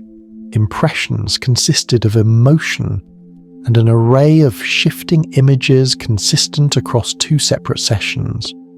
The memo ends with a recommendation for further observation, as though the writer could not quite resolve whether the reports were suggestive artifacts of training or evidence of something more. Small threads run between these memos. In one heavily redacted cable, an analyst circled a phrase found in 3 separate testimonies, a cataloguing impression, the sense that something in the observed field was noting details about the viewers or the environment. The word is clinical, almost neuter, but its implication ripples. What would it mean for a non-human intelligence to be cataloguing observers? The memos do not declare a conclusion. They do not say the agency had proof. Instead, they show the institution performing the work it does best, collecting data, cross-referencing, and asking the right cautious questions. Interwoven with the memos are eyewitness accounts that read like short stories folded into a bureaucratic file. A retired linguist contracted as a consultant once wrote, in a candid addendum to a memo, that 2 independent sources use similar metaphors when attempting to describe an entity. One spoke of a presence like a doorway, another of a silence that had shape. The linguist suggested studying the metaphors themselves as data points, because repeated metaphor across social and personal backgrounds could indicate that the phenomenon had certain consistent features in subjective experience.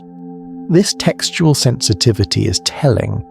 It shows a human attempt to map the unmappable by paying attention to how people speak when they lack technical vocabulary. One particularly affecting account came from an intelligence analyst who had participated in combined experiments, gateway hemi-sync protocols followed by remote viewing exercises. In his sealed statement, he described a session where, after achieving a deep, synchronized state, he perceived a tall figure at the room's edge that seemed to tilt its head in a way he later read as attention. He said the figure did not communicate via voice, but conveyed a sequence of images that felt like small, clean notes of information. A map fragment, a curved surface, a sensation of age like the smell of dust after a wind. What is notable in the memo is not just the content, but the analyst's tone. He is both precise and awed, recording sensory impressions with the same care he would use to mark anomalies on a radar screen. The bureaucratic habit of translating subjective data into operational observations is alive in these pages. We find in the files a short exchange between a program lead and a senior legal counsel. The lead asks whether any protocol exists for handling reports of apparent intelligent contact. The counsel replies with a measured paragraph that reduces to a single operational caution. Treat as psychological data, maintain chain of custody, and avoid speculative dissemination. This note reveals institutional prudence, an attempt to observe without inflaming, but also reveals attention. When something in the archive begins to space beyond ordinary categories, how does an organization of instruments and rules respond? Stories circle like small moons around these memos.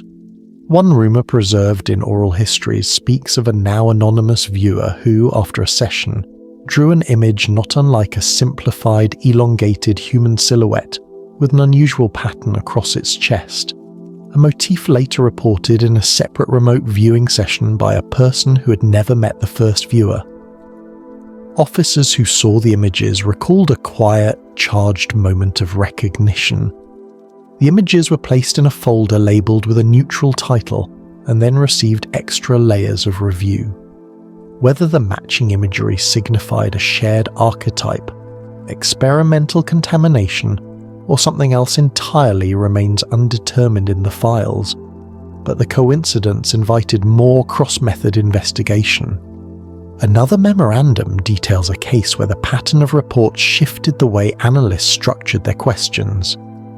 After several participants described a seemingly attentive presencing during out-of-body states, a sense of being observed by something that did not belong to human social categories, program officers initiated controlled experiments aimed at measuring whether the apparent contact correlated with specific environmental signatures. They synchronized EEG arrays, thermal imagers, electromagnetic sensors, and high-fidelity audio in attempts to detect any physical correlate to the encounters.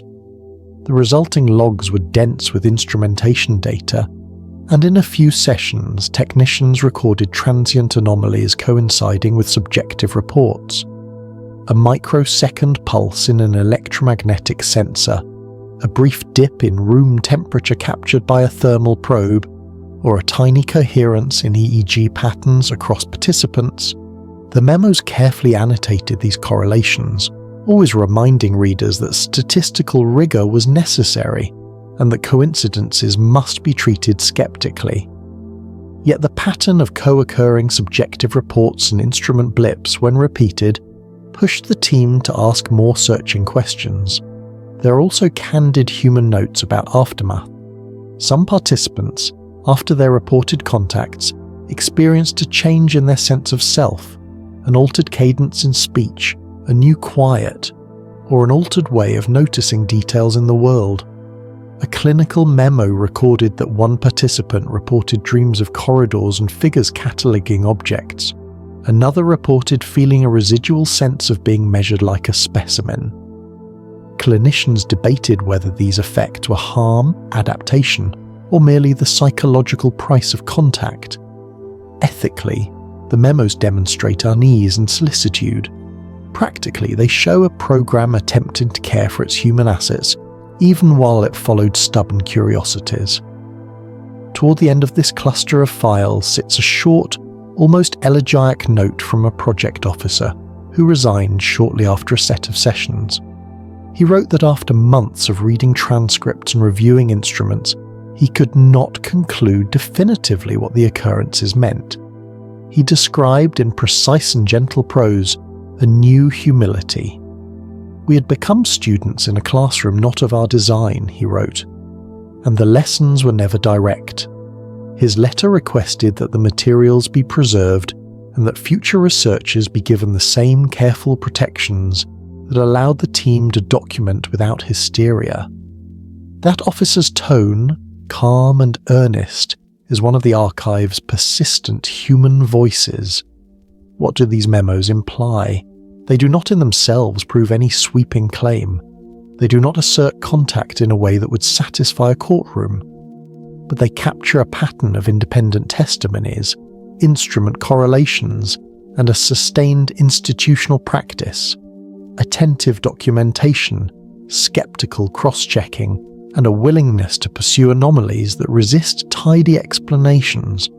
There is a remarkable restraint in the files, an effort to hold the line between curiosity and credulity, while still honouring the lived reports of people who had been moved by their encounters.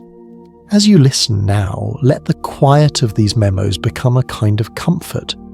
There is beauty in careful record-keeping, in the patient labour of people trying to convert mystery into data, so that others may study it without panic or ridicule. Imagine the folders slid gently back into their shelves, the lights dimmed, and the archive breathing under a steady hush. Hold in your mind the image of a cautious institution learning, slowly and modestly, to respect the possibility that consciousness reaches further than we presumed. Keep this thread as a soft ember within your awareness, because in the coming chapters we will revisit places where the memos overlap with surveillance footage, where the tall silent impressions echo the tall one motif, and where different instruments briefly sing the same strange tune. There is an unfolding logic here, not a single thunderous proof, but a gradual accrual of converging notes that together feel like a quiet invitation to keep paying attention. Chapter 10: Time Distortion. Experiments hidden inside parapsychology files. Let your breath fall into a slow, even rhythm and allow your body to weight into the mattress.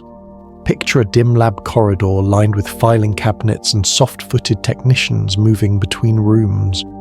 The light here is careful and low, the equipment quietly humming as if preserving a conversation between machines and slow thought.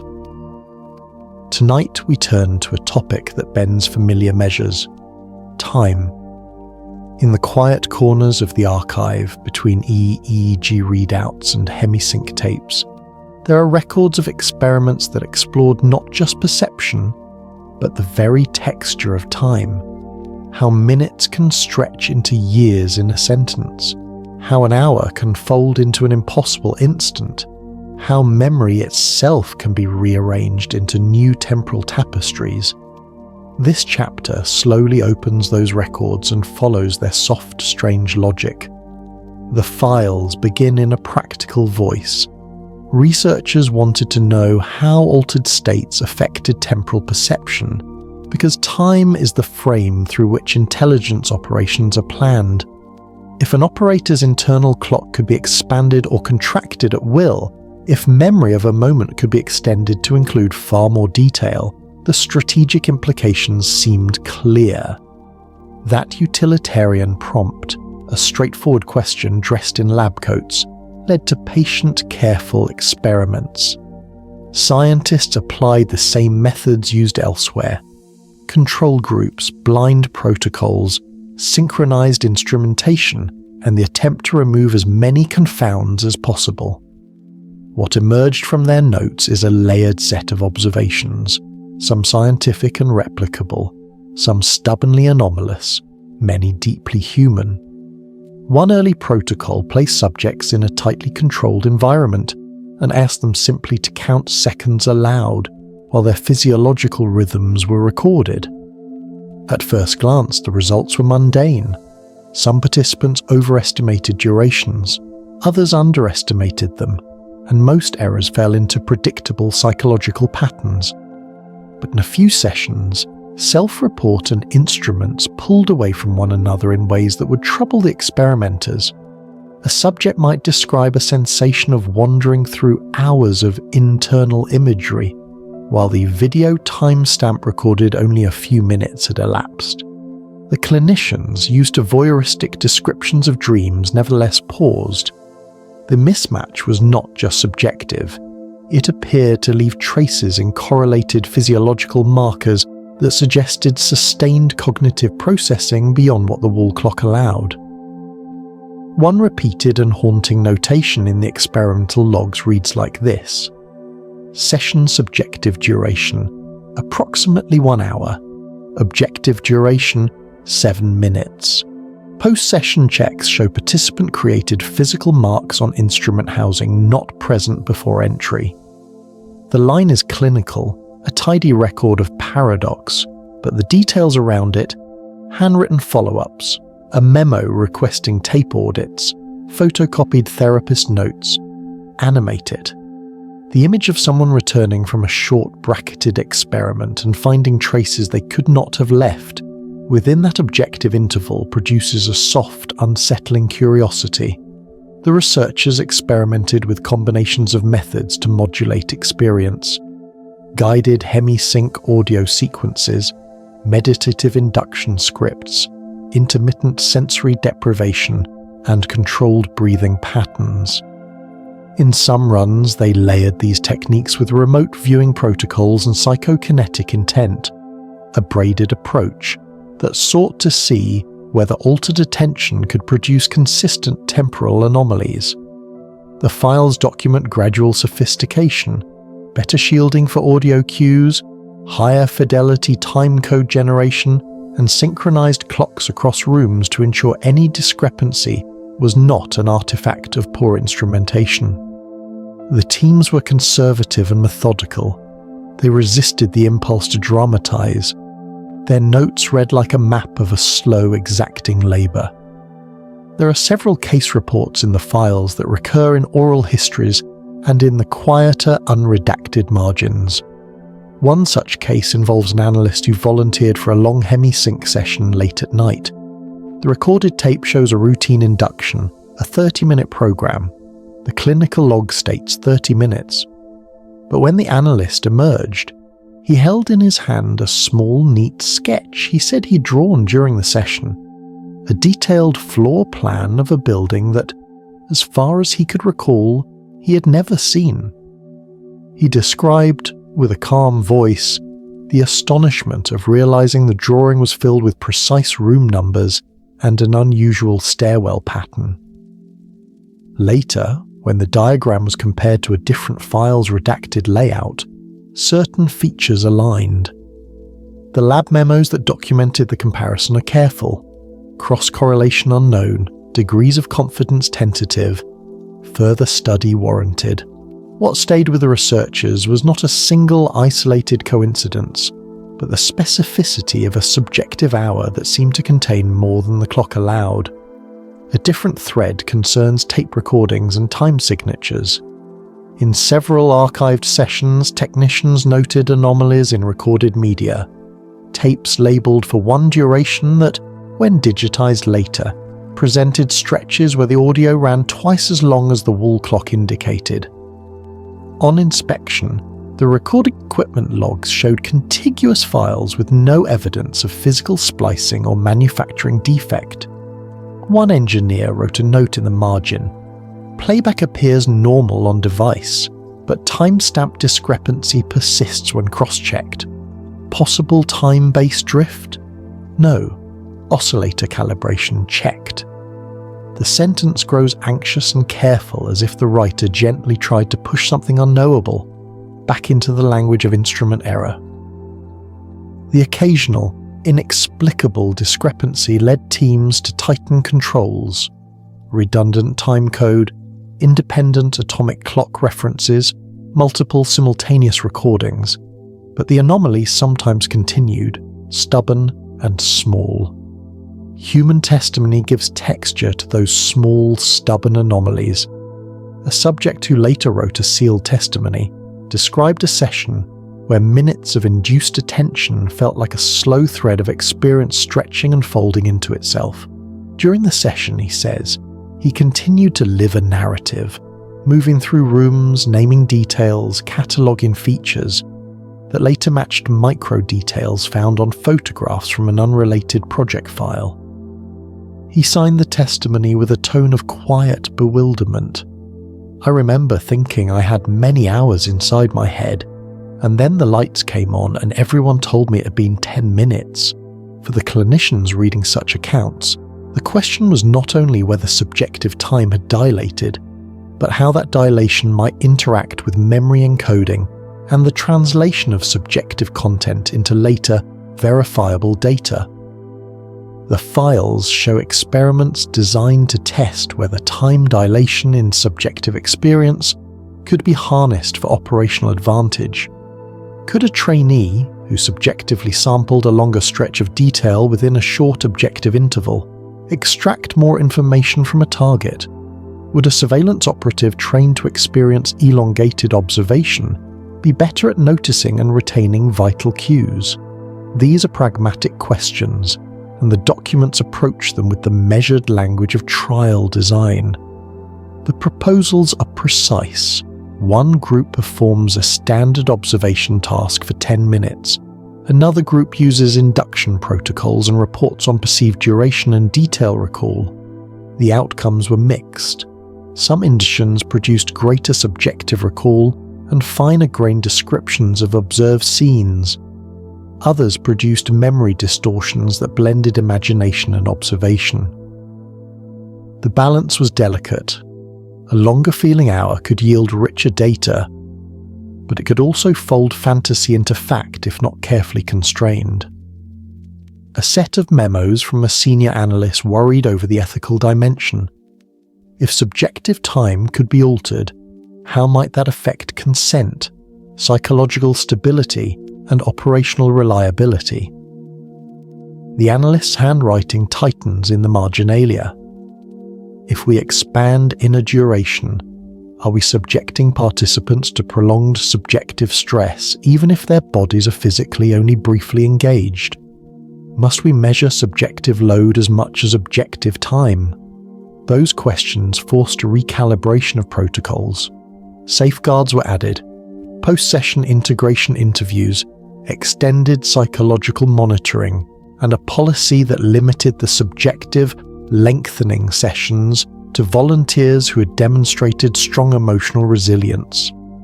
Some of the files edge into the more speculative motifs that cross other projects.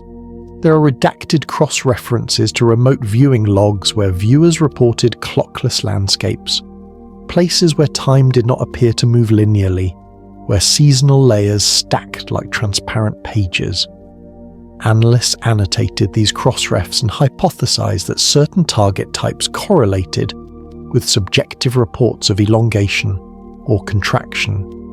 In one speculative memo, an officer wrote, "Targets with non-linear temporal markers, e.g., strata overlapped, correlate with higher subjective elongation scores, suggest integrated study with Gateway and Stargate teams." That collaborative curiosity, threaded through the archive, is a hallmark of why these experiments mattered.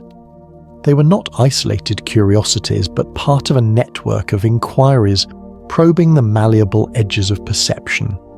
The human consequences are gently recorded and sobering. Several participants experienced lingering effects, dreams where an entire life had unfolded in an instant, or the odd sensation that a day had lost a veneer of continuity. Clinicians documented patient narratives where an hour-long subjective session recurred in memory as a lifetime, replete with relationships and choices that never had physical reality. These after-effects were rare but consequential, and they sparked debates about the responsibility of curiosity. The archives show memos forwarding participants to counselling, and colleagues arguing about whether such subjective expansion was ethical without deeper safeguards. There are also the small cinematic anomalies that make the story linger in the mind. A lab tech remembers a night when the recording displayed a short pause, as though the tape had been held in the breath between beats, and when it resumed, the subject reported a sequence of observations that the video then corroborated in micro-detail. The tech wrote later, "It felt like the world folded and stitched itself back together with a few new threads. The language is quiet, almost poetic, and the account passed between colleagues like a shared secret." As we breathe together now, consider the slow patience of the archive. The investigators did not race towards showy pronouncements. They tightened protocols, added redundancies, and listened with disciplined curiosity. The time distortion files do not claim a dramatic cinematic manipulation of hours and days, but they do document subtle, repeatable anomalies where subjective duration and instrument records diverged. They reveal a field in which the inner life and objective measurement do not simply sit in parallel. Sometimes they entwine, offering glimpses of possibilities that ask for continued study rather than reckless declaration, a quiet note of anticipation.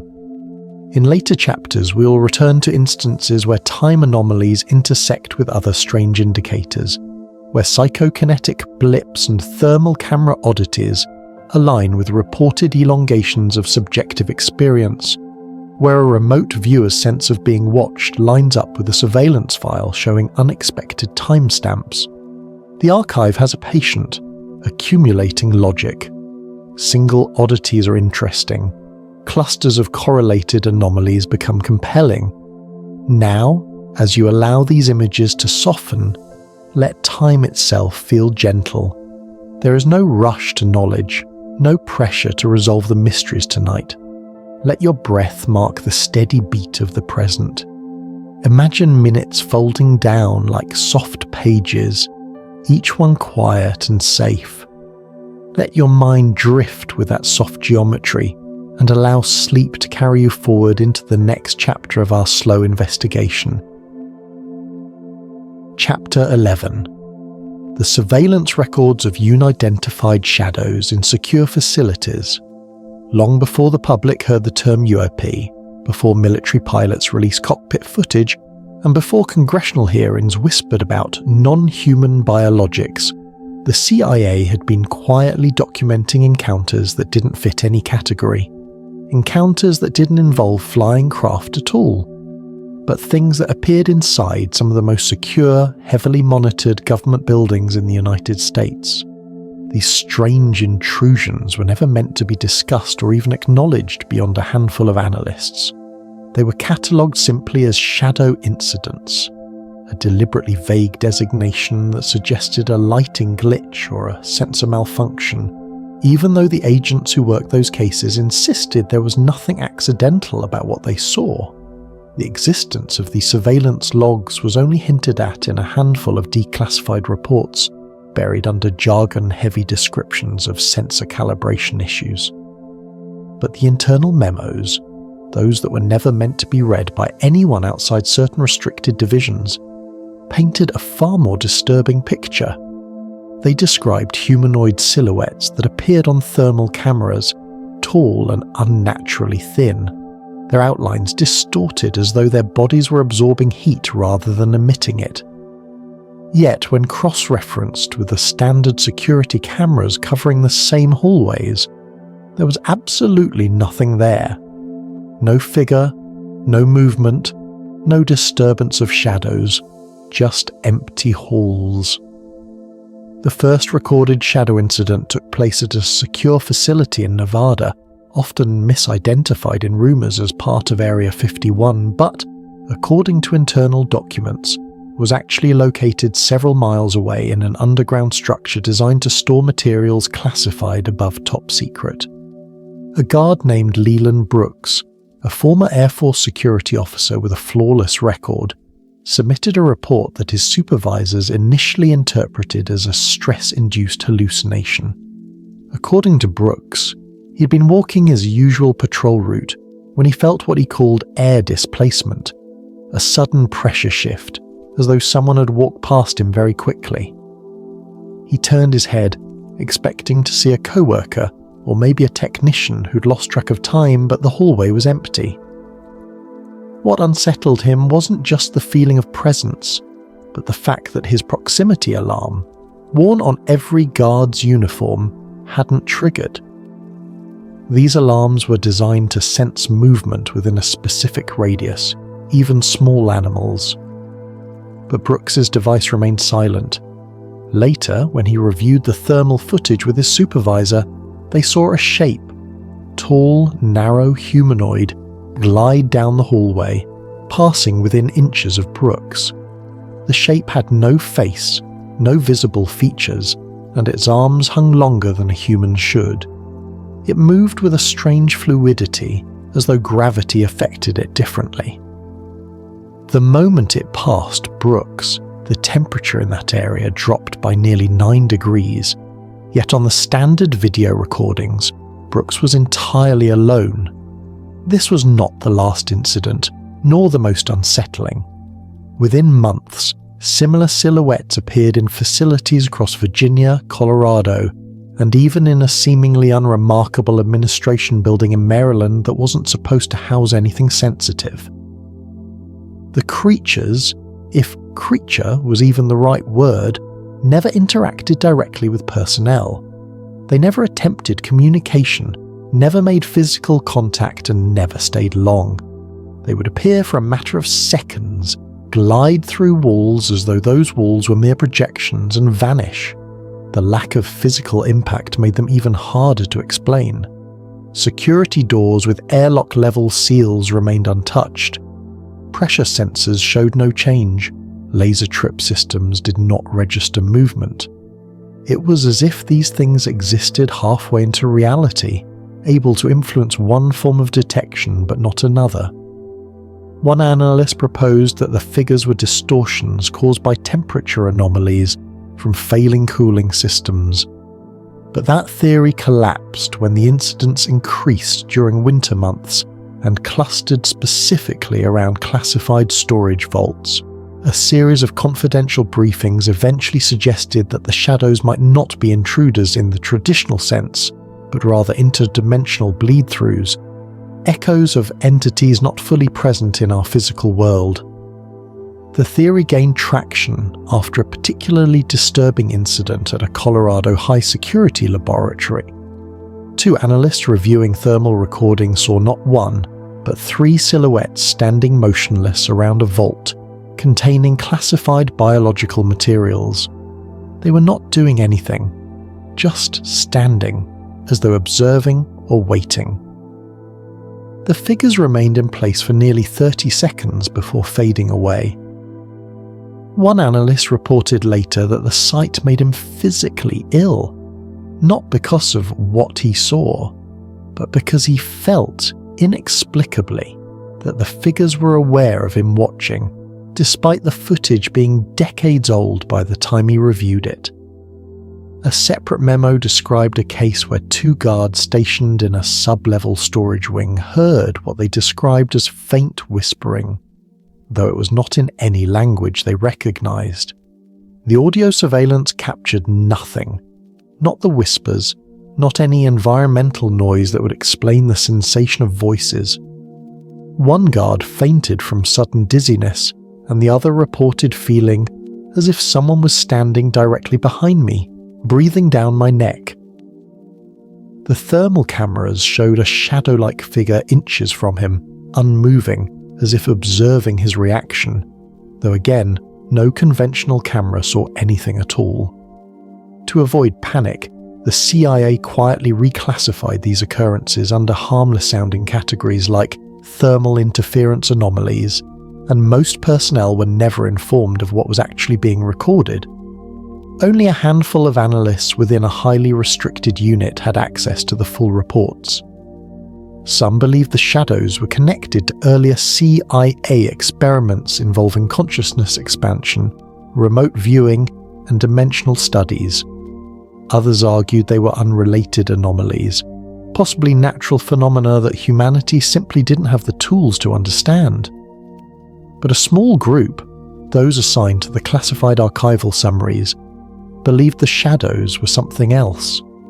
Manifestations of entities that were already here, beings that could move through secured areas not by breaking in, but by slipping through from a dimension parallel to ours.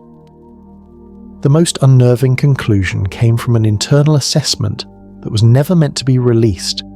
It stated plainly that the shadows appeared most frequently in areas where classified research into intelligence, physics, and biological anomalies was conducted. This pattern implied the shadows were not random occurrences but deliberate observers, entities that were aware of human activities and were choosing to watch, evaluate, or perhaps simply wait. At the end of one archived memo, almost as an afterthought, an anonymous analyst had written a single sentence that stood out from the usually rigid structure of CIA documentation. If these beings can walk freely inside our most secure facilities, then the question is no longer how they got in. The question is how many times they've been here without us knowing. Chapter 12. The Lost Files on Project Mirror. Attempting contact with parallel realities. By the time whispers of Project Mirror began circulating through the deepest corners of the CIA's classified archives, many of the agency's strangest experiments had already become public knowledge. MKUltra, Stargate, the Gateway Program. But for every disclosed program, there were rumors of others that had never seen daylight. Programs so deeply buried that even mentioning their existence required layers of clearance most agents would never achieve. Project Mirror was one of those programs. It existed only as fragments, destroyed index cards, corrupted catalogue entries, and half-redacted memos referencing operations that were supposedly discontinued long before the public ever learned about consciousness experiments. But the fragments, when pieced together, revealed a disturbing ambition, the attempt to establish communication with parallel versions of Earth. The earliest surviving reference to Mirror was not a document but the absence of one. a numbered space in an old project registry from the late 1970s. The projects before and after it were intact, but Mirror's entry had been burned out of the page. A faint square of discoloration remained where the index card once sat. Someone had gone through the effort of obliterating its summary, but an archivist decades later, reviewing the registry for digitization, noticed that Mirror's project number still appeared in the margins of other unrelated files. These secondary references described equipment requisitions that made no sense for traditional intelligence operations: multi-spectrum resonance chambers, quantum interference detectors, Faraday-isolated observation rooms, something labelled only as perception stabilization apparatus, and a series of requisition orders for psychoactive compounds not found in any medical or chemical databases. One of the clearest surviving fragments came from a routine memo written by a technician assigned to equipment maintenance.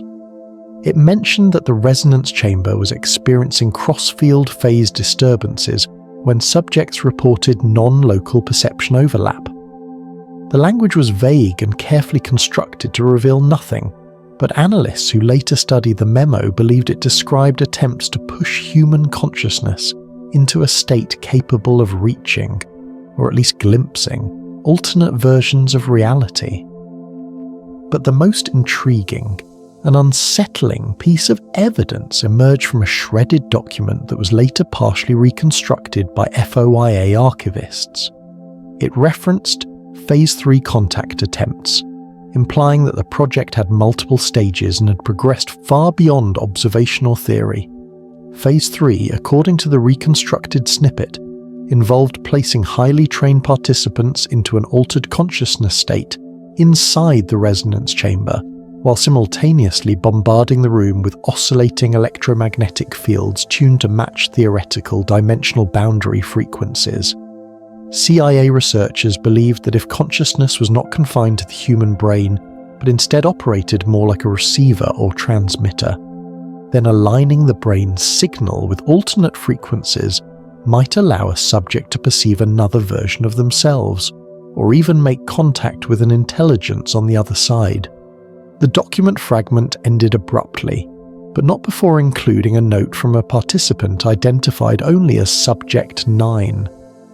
According to the note, Subject 9 reported seeing a version of himself standing across the room, observing with a neutral expression, as though waiting for me to say something. The subject attempted to speak, but the hallucination, or whatever it was, mirrored his movements a half-second out of sync.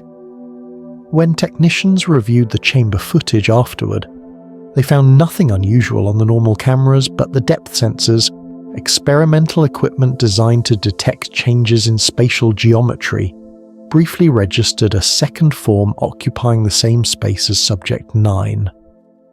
The anomaly lasted for 0.47 seconds. Subject 9 never participated in further experiments. The memo notes that he resigned from the program 2 days later, stating simply that he did not want to risk meeting whatever that was again. This was far from the only unsettling account. Another participant claimed that during a Phase 3 attempt, he felt the presence of someone standing directly behind him. He later described it as me, but not me, older, scarred, like he'd been through something unimaginable. Though the participant never physically turned around, insisting he felt he would break something fundamental if he did, the resonance chamber's thermal sensors registered a second heat signature behind him. The signature did not match typical human temperature distribution.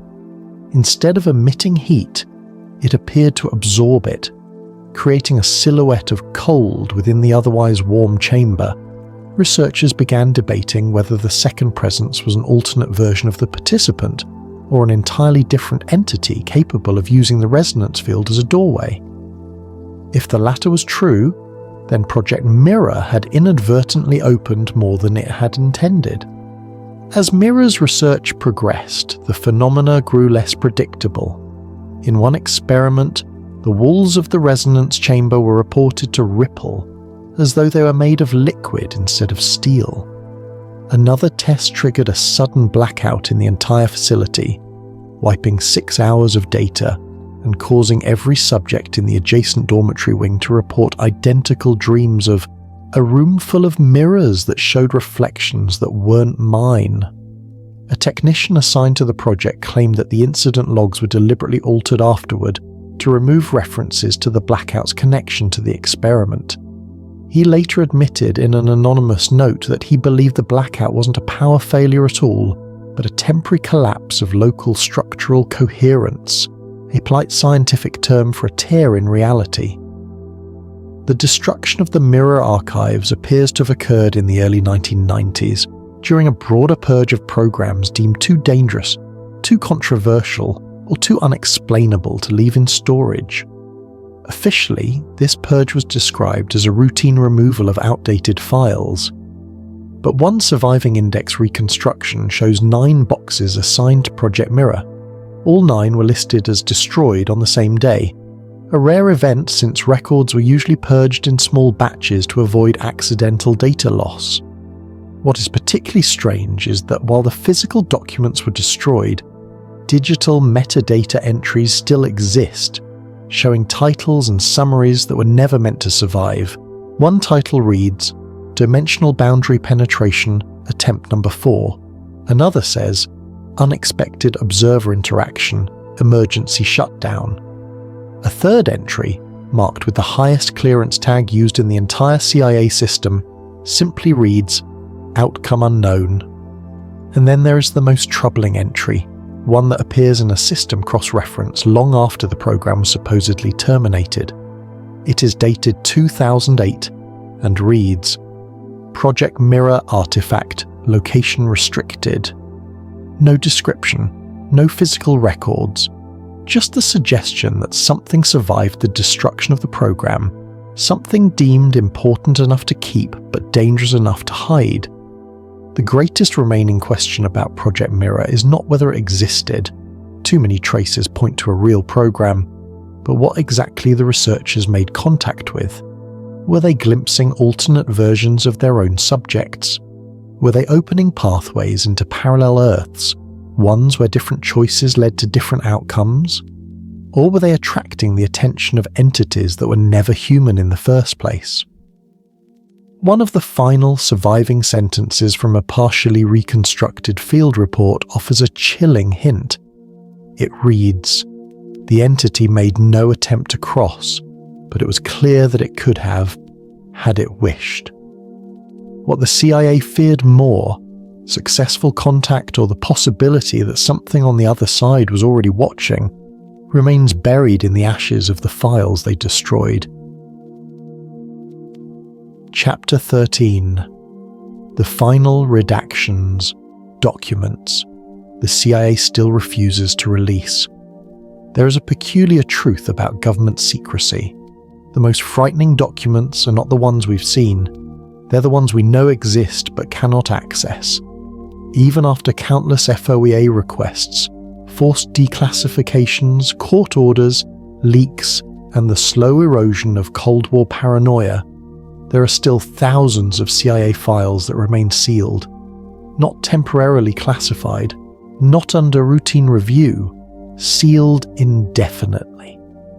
Many of these documents carry a security designation that almost never appears in public conversation: Security Level Omega.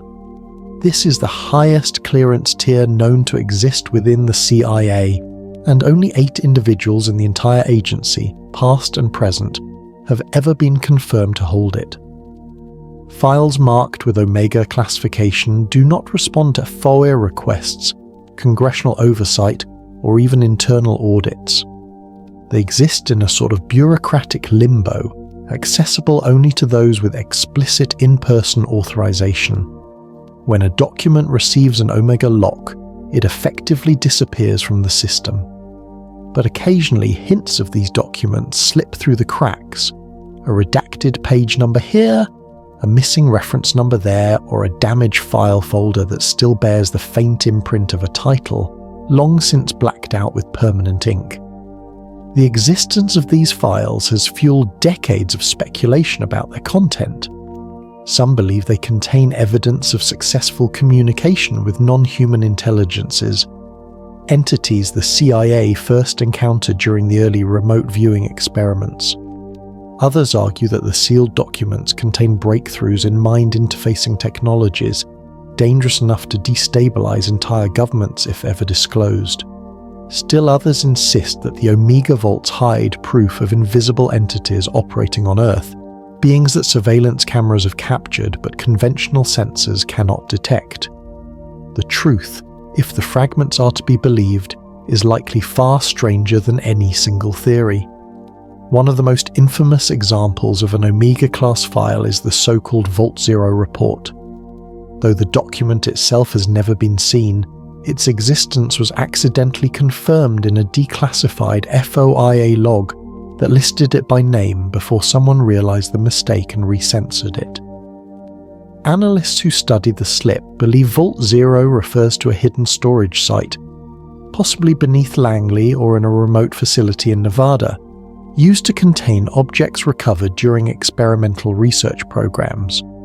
Some former contractors claim the vault includes materials retrieved from non-terrestrial incidents, though no official record of such incidents exists in any known archive. Conspiracy theorists argue that these objects may be fragments of unknown technology, devices that behave unlike anything manufactured on Earth. One reported eyewitness described seeing what looked like a polished metal sphere suspended in mid-air inside a containment chamber, rotating silently without any visible propulsion. Whether this was real or the exaggeration of a frightened contractor remains a matter of debate, but the existence of Vault Zero itself is undisputed. Another deeply buried file, known only through cross-reference logs, is titled Sensory Convergence Protocol, Revision 5. Though its contents are entirely redacted, multiple analysts have noted the timing of its classification, immediately following the final round of experimentation in the Gateway Consciousness program. This timing suggests the protocol may have dealt with the integration of human perception with external fields, possibly electromagnetic, possibly something else entirely.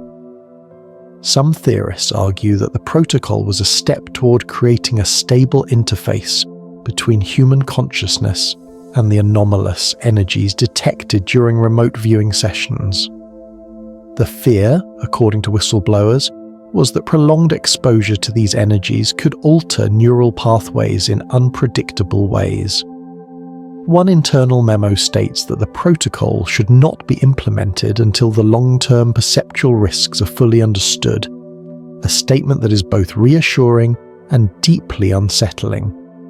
Rumours surrounding mind-interfacing technology come mostly from former technicians who worked on early prototypes. According to them, the CIA explored devices capable of amplifying brainwave patterns beyond their natural limits.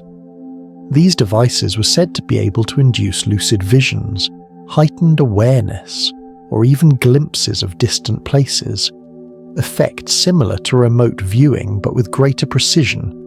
But the same devices allegedly cause neurological irregularities in some subjects. One whistleblower described a subject who emerged from a session insisting he could still hear someone speaking inside his thoughts, someone who wasn't him. Follow-up scans reportedly showed unusual electrical activity in parts of the brain normally dormant. Whether this was evidence of actual contact or simply a side effect of neural overstimulation remains unknown, but the documentation of these incidents is believed to be locked behind Omega security. There are also the files believed to contain evidence of invisible entities. These are perhaps the most disturbing of all. A handful of surveillance technicians claim that certain experiments, particularly those involving resonance fields or high-frequency scanning arrays, occasionally recorded shapes or figures that did not appear on normal video feeds. These shapes were not human, nor did they correspond to known animals.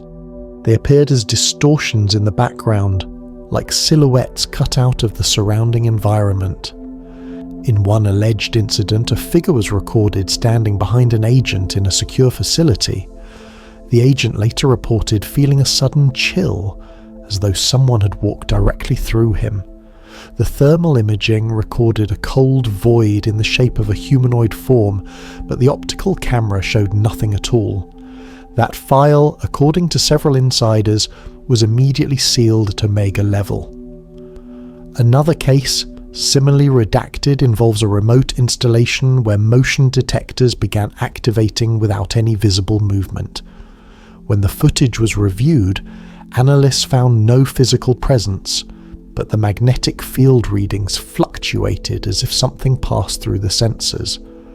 A junior security officer reportedly saw a dark silhouette move past the door of his workspace, though the camera outside recorded an empty hallway. The incident log from that night is still classified, but a few fragments have been leaked, enough to confirm something truly unexplainable occurred, and enough to raise the question of whether these entities were drawn to the facility by the experiments conducted there. Some whistleblowers claim that the CIA discovered not only evidence of such entities, but also indications that they had been present all along, existing parallel to human perception, like shadows that only certain sensors could detect.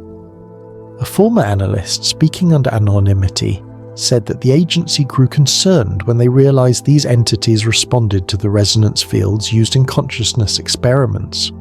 According to the analyst, researchers initially believed they were seeing dimensional echoes, leftover impressions from alternate realities. But over time it became clear the shapes were reacting to the equipment, changing position as though observing the observers. The possibility that the CIA's experiments had inadvertently alerted these entities to human activity was considered so dangerous that multiple programs were shut down overnight. The deepest layer of secrecy within the Omega files, however, appears to involve communications, successful or attempted, with non-human intelligence. While no official record of such communication exists, analysts have pointed out numerous references in unrelated documents, suggesting that unexpected responses were received during certain experiments. These responses were not verbal or visual, but came in the form of electromagnetic fluctuations, synchronized brainwave patterns between multiple subjects, or sudden equipment failures that coincided with moments of heightened consciousness activity. In one case, a subject undergoing sensory isolation reported hearing a voice whisper a sequence of numbers. When those numbers were later cross-referenced with facility logs, they matched an access code used only by high-level staff. How the subject could have known this remains a mystery. The portion of the report that followed this incident is fully redacted. What makes these sealed documents particularly haunting is not what they confirm, but what they imply. The sense that the CIA knows far more about the nature of reality, perception, and non-human presence than it will ever reveal. Even the limited leaks and accidental disclosures paint a picture of an agency that has encountered things it cannot fully control or comprehend. The Omega files are not merely classified to protect national security, they appear classified to protect humanity from knowledge it may not be ready to handle. A former intelligence officer once described the Omega vaults as containing the research that should never have been done, the discoveries we wish we had never made, and the questions we're afraid to ask. That statement, vague and ominous as it is, may be the closest anyone has ever come to describing what lies behind those sealed doors. Because as much as the CIA fears external threats, it fears something far more profound. The possibility that the universe is not what we think it is, that other intelligences exist alongside us, and that the experiments meant to explore the edges of human consciousness may have opened a doorway that cannot easily be closed. The final redactions, then, are not simply omissions, they are warnings. Warnings about what lies beyond the boundary of perception. warnings about what can be heard when the mind reaches too far, and warnings whispered through layers of ink and blacked out pages that some truths are dangerous not because they are unbelievable but because they are true.